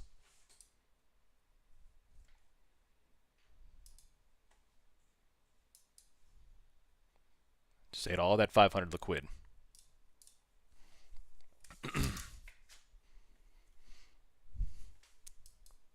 Beautiful. Beautiful. Nothing left except 440 or 450 there, but that's a big way down. In order to get down there, Apple's got to come down. There's no way we're going to go down that far without Apple doing its thing. Beautiful. Beautiful. Am I in a NAS future short? I am, yeah. Nvidia's coming down. Look at that. Big sweep. All the way down. Top wicking, baby. Top wicking. 500 is my target. Anything after that is gravy aside from a sweep. Gravy.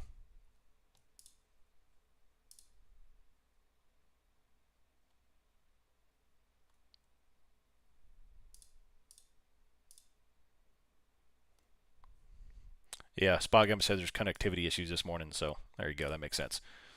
490. Still dropping. All right, where does this bring us next? We've got 487. After that, all the way down to 440. 440 will be the imbalance, the big dog level, which will also be right at this liquidity.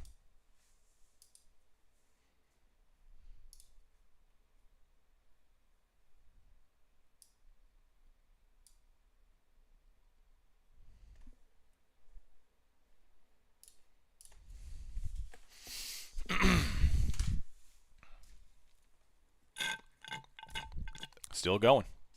Beautiful stuff. XLF still dumping. Everything is dropping. Everything is dropping here, with exception for a few tech names. Apple is literally single-handedly saving this market. Microsoft is doing its part too.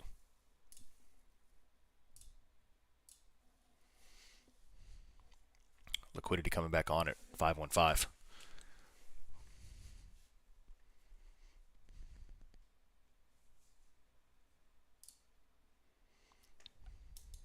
$6071.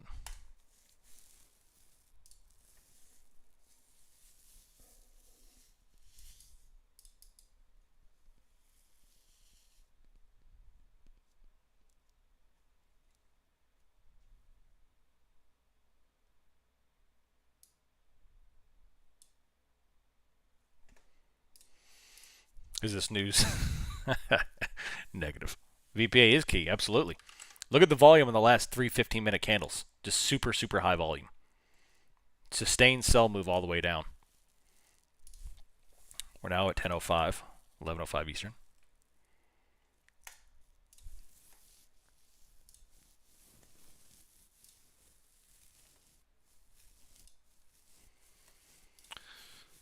Oh, I hate that. Blah, blah, blah.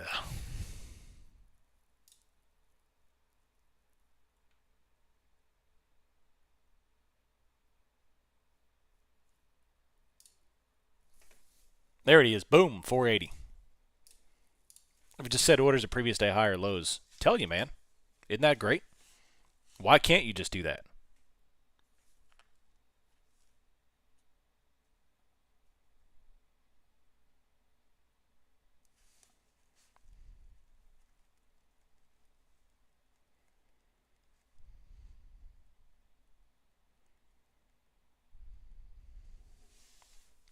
$476 and dropping, still going. Extraordinary day. Extraordinary day. So now that they've taken out the little mini stuff, the big dog level, 438.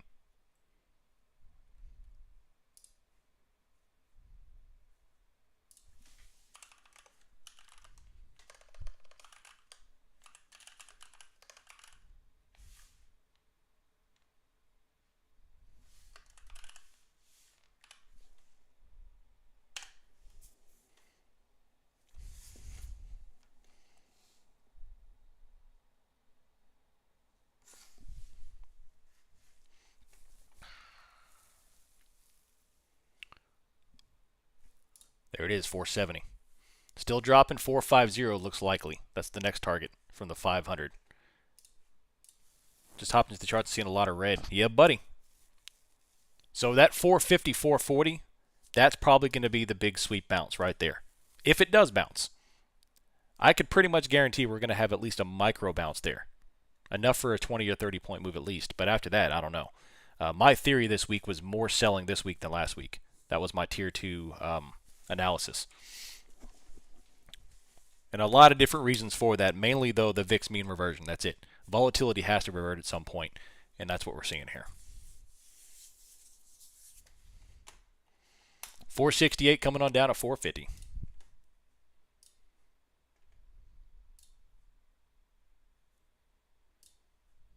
Nice and easy.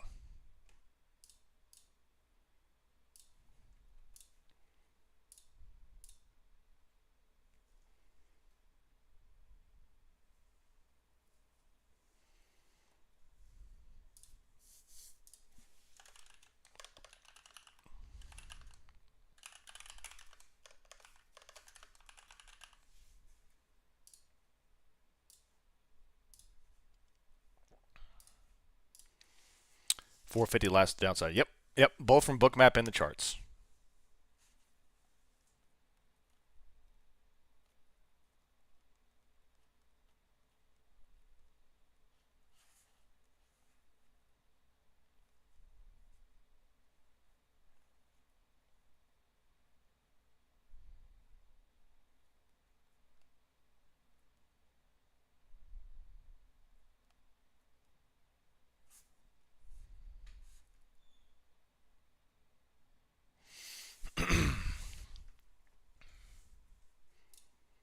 $470. Still dropping down. $450 is the next target.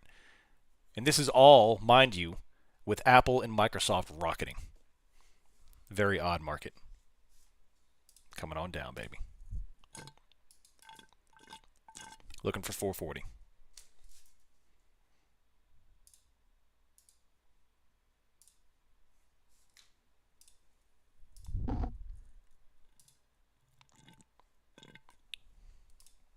$461. Here comes the 450 touch, and then you're going to have the sweep under it to 440. Here it comes.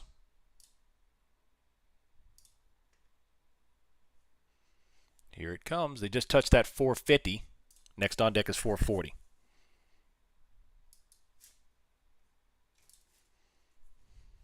$448, $447. Man, what a candle. What a candle.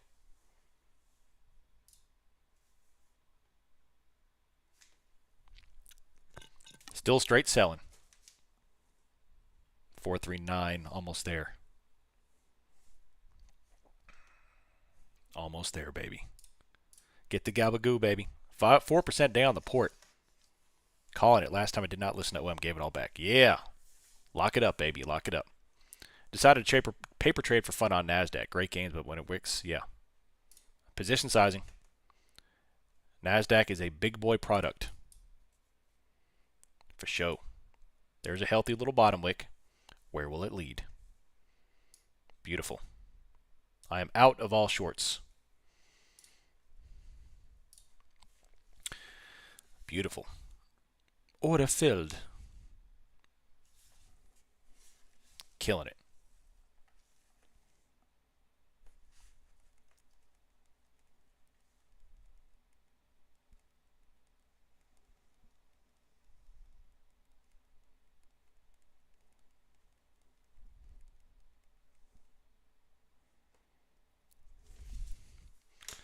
Go buy 2 more rifles now. Yeah, 2 more painted rifles.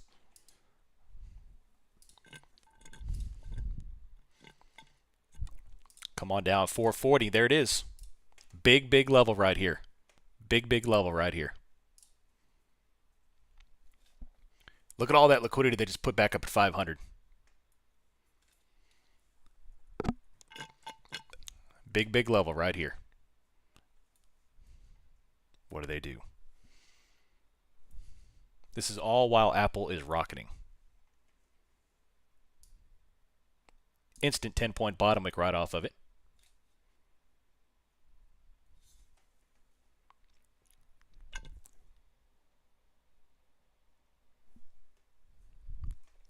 Beautiful. Beautiful. 425.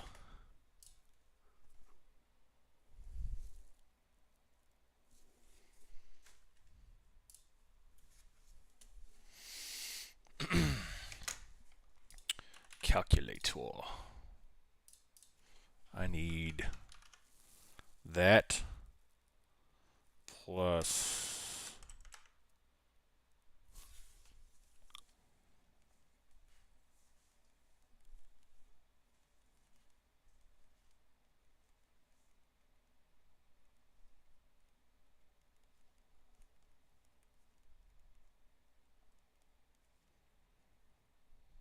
let's see, one. Oh, I'm calculating something.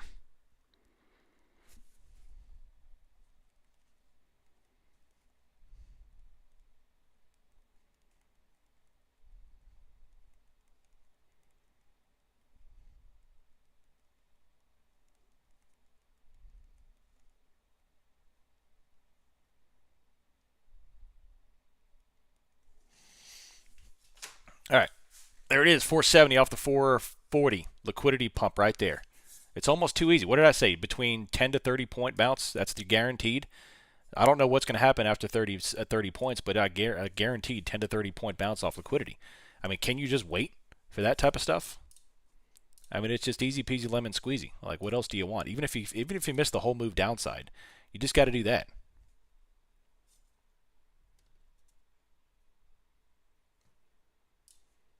A lot of those 30-second or 1-minute YouTube videos, scalpers just waited for moves like these and still played their usual 5 to 10 minutes at the time. They'd be set for at least half a year. 100%.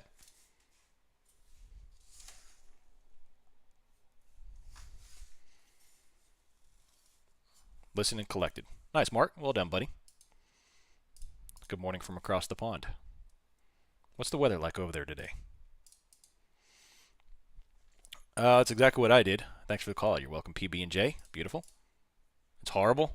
Oh, man, that's bad to hear. Got the short and the bounce. Beautiful. Largest 15-minute volume candle now.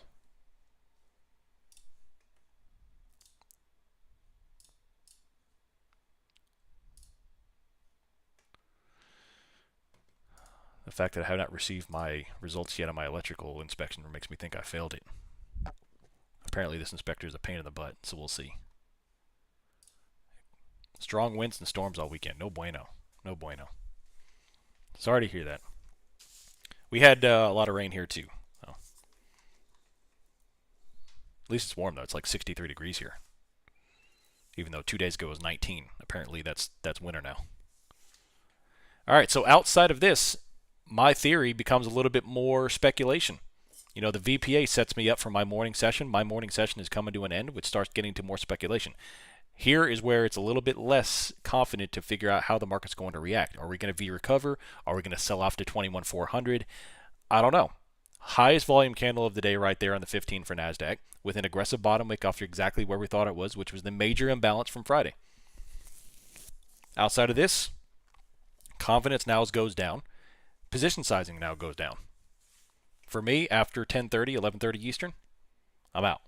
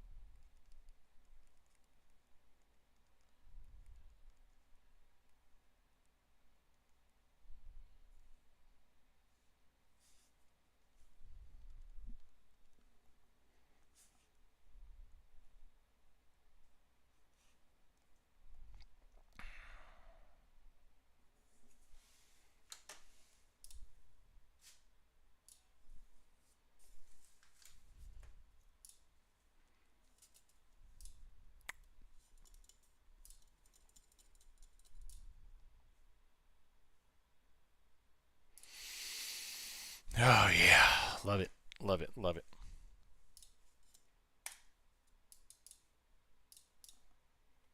Bounce-a-roni, bounce-a-roni, beautiful, extraordinary. Couple of ways you could play that, man. You could short on down, or you could wait and buy the bounces, whichever you choose to do. You just have to control yourself, whichever you do, because it's hard watching a move get prolonged for you to reject it. In fact, that's what I tried to do yesterday or on Friday, and it just never did it. The market kept on going, going, going.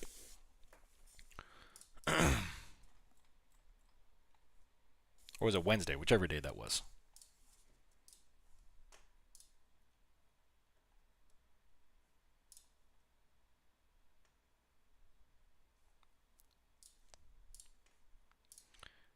Never understood 10-point scalpers or setups look like smoke and mirrors to me. Had some of them still making money. I'm terrible at it. Yep. Yep. 470. It's impossible to make money if you're exclusively trading the 10-point moves, which is why I never understood why y'all like to celebrate 10-point candles, 10-point wins. It's not conducive to long-term profiting. Profit. Holy crap, profitability.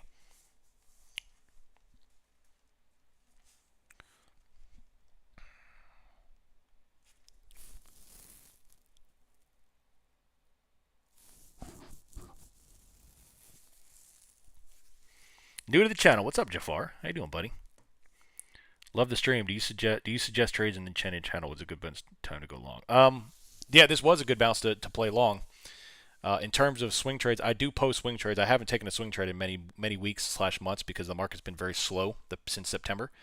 But I usually take anywhere between 7 to 15 swing trades a year, depending on setups, confidence, environment, stuff like that.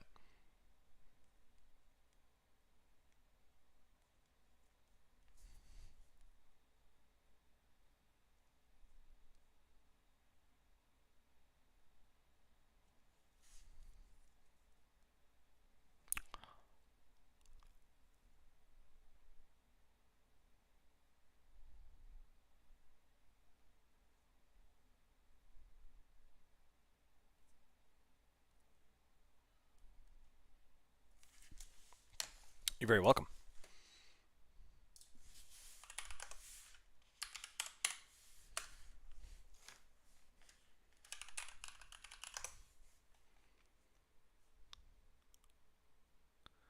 Holy crap! Y'all ever heard of jellyfish lighting? Permanent lights for your house. Look at that bounce right up there into 500. Are there any signs that we enter distribution phase? Not yet. This could turn into that. Nvidia certainly putting on Nvidia is distribution, but this could be the start of that. Yeah. Right now we're just kind of creeping higher with no volume. Oh, we got 5 in NASDAQ, so we're down. Yep.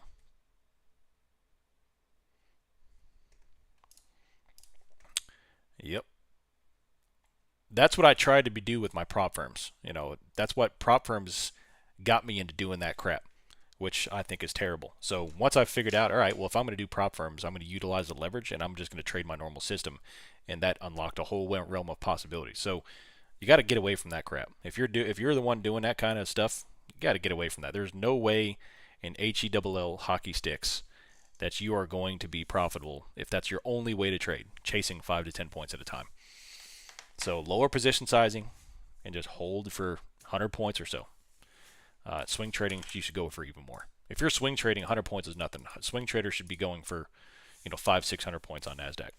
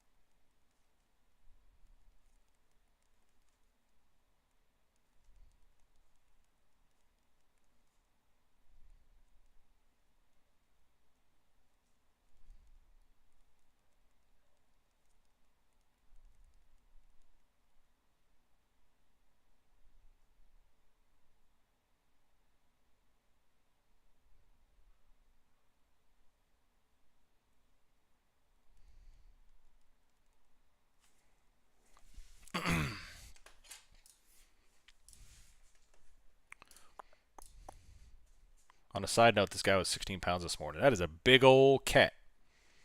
I think you're taking care of a panther, man. That's not a cat.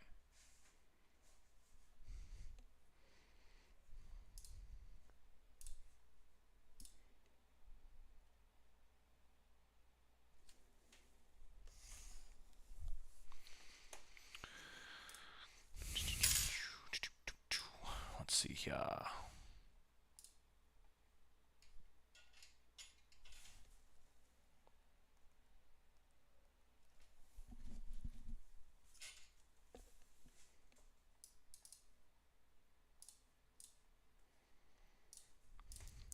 What's your confirmation reversal on the 15-minute? Yep, engulfing candle with volume, which we did get.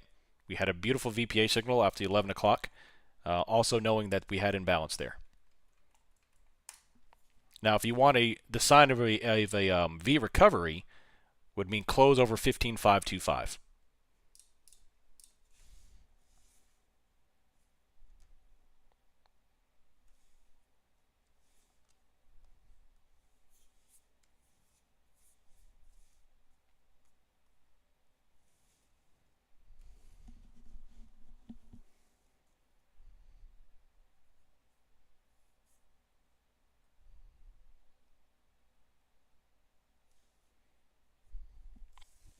Yeah, beautiful. Beautiful, right off of it.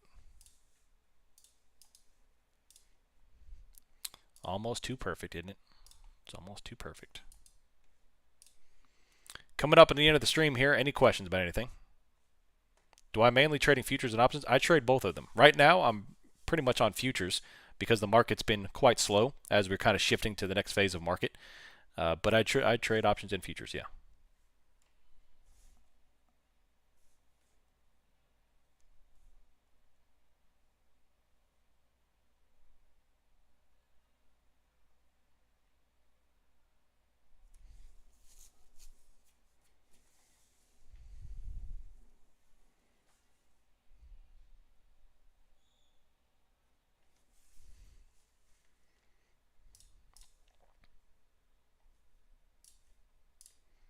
You're very welcome, NTG.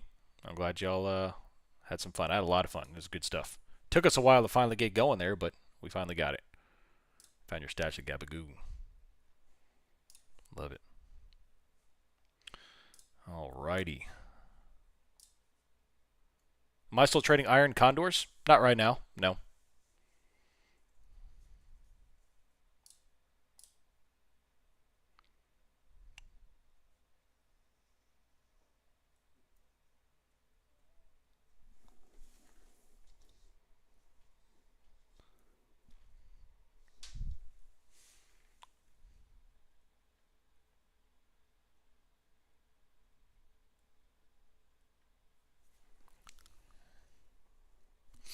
Beautiful.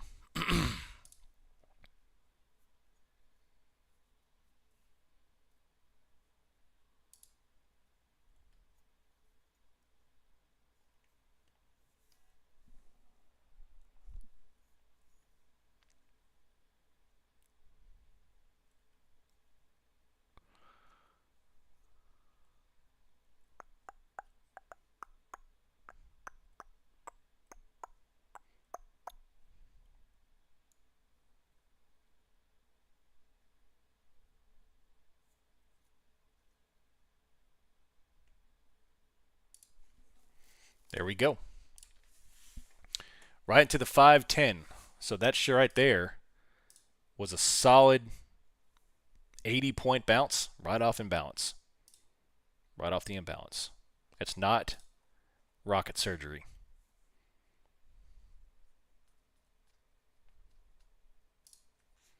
It's all about finding liquidity.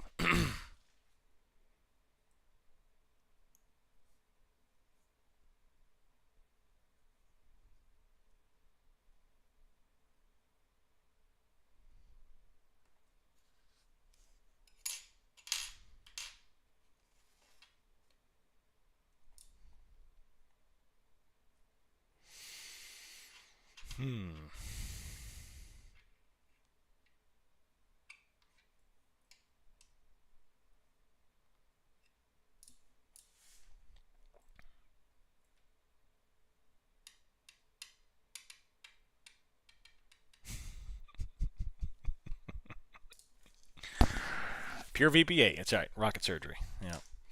What's the other smaller cat dispute for? She left her air town. Oh my gosh. Right there. Beautiful. It's just tracking history. It is. That's why we called it all the way down. Right off that area. Perfect little bounce.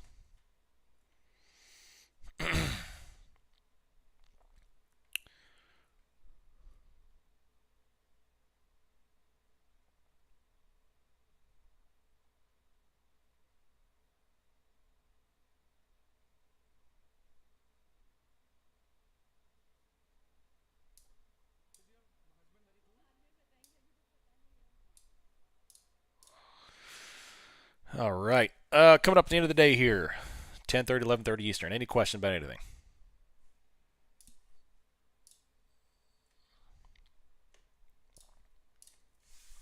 $4.25 now? I don't know. I don't think so. They're taking off that liquidity here. Like I said, after the initial move, after the first session, confidence goes down. I don't know what the algorithms can go from here on out. That's why afternoon trading is a lot more guesswork than the first hour. The first hour, algorithms are heavy. The liquidity is heavy. After that, when they start removing liquidity like they just did at 425, things become a bit more of a gamble. I shut it down here, and I go about my business. I come back tomorrow morning. There are rare exceptions where the afternoon works well, but for the most part, shutting down now is going to do nothing but treat you well. So I don't know. We'll see.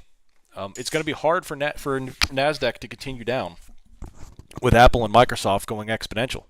Look at it. Apple and Microsoft just put new highs in.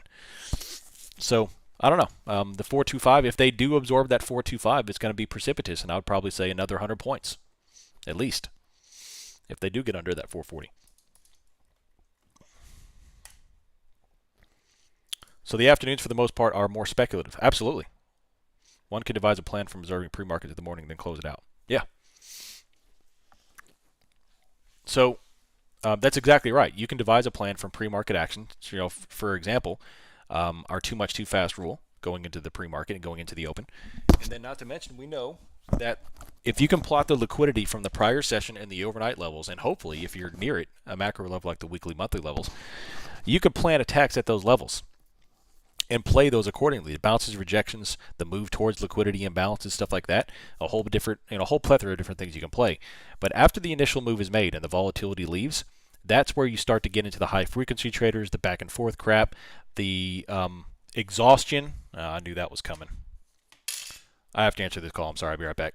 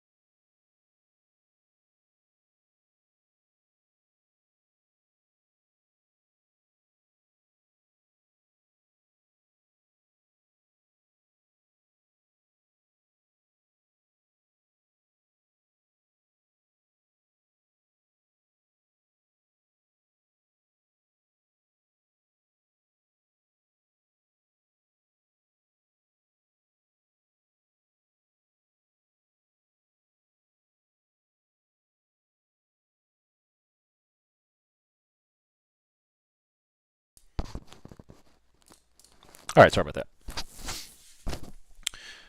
Yeah, so that's why going into the afternoon, things become a little bit more chaotic, and you start to set up because we know, based on Anna Colling's teachings, is that the first hour of the market is response from the overnight and prior session, and the last hour of the market shows the true intentions of the dealers to set up for the next session. That's why Linda Raschke's rule: if you get the big selling right before the close, then we can expect a red open or red pre-market into the open, and then if we saw a lot of buying in the pre-market, we get the same thing. Because the dealers tip their hand in the last hour of the day. So if you are going to play the afternoon, wait until the power hour or the moments leading up to power hour to kind of set up what's going on into the afternoon. Or if you're going to take a swing trade, that's why sitting out the middle hours. You may catch a banger of a move every now and then, but vast majority of the time you're wasting time and money sitting there trading the afternoon. If you're profitable after like 10:30 Central, 11:30 Eastern, lock it up. Use the lockout feature. Shut down your brokerage, get away from the computer, do what you have to do. Delete the stupid trading app off your phone anyway, unless you absolutely have to, and just get away.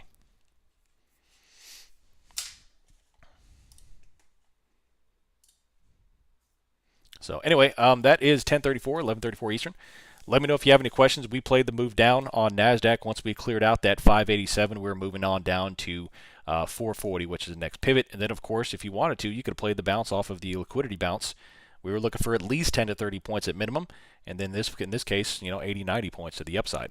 Microsoft and Apple are still rallying. I would not be looking for a huge trend down day while those names are going up that far. If they sell all the way off, then most likely we'll attack 350. The 350 will probably be on deck once we take out the 440. So, other than that, yeah, clean textbook VPA stuff today. Beautiful stuff. I will see you all bright and early tomorrow. We have CPI on Wednesday. Again, I don't expect much. I think the CPI trade is gone, but it's still there regardless. So, play on that. And let me know if you have any questions. Until then, I'm out. See you.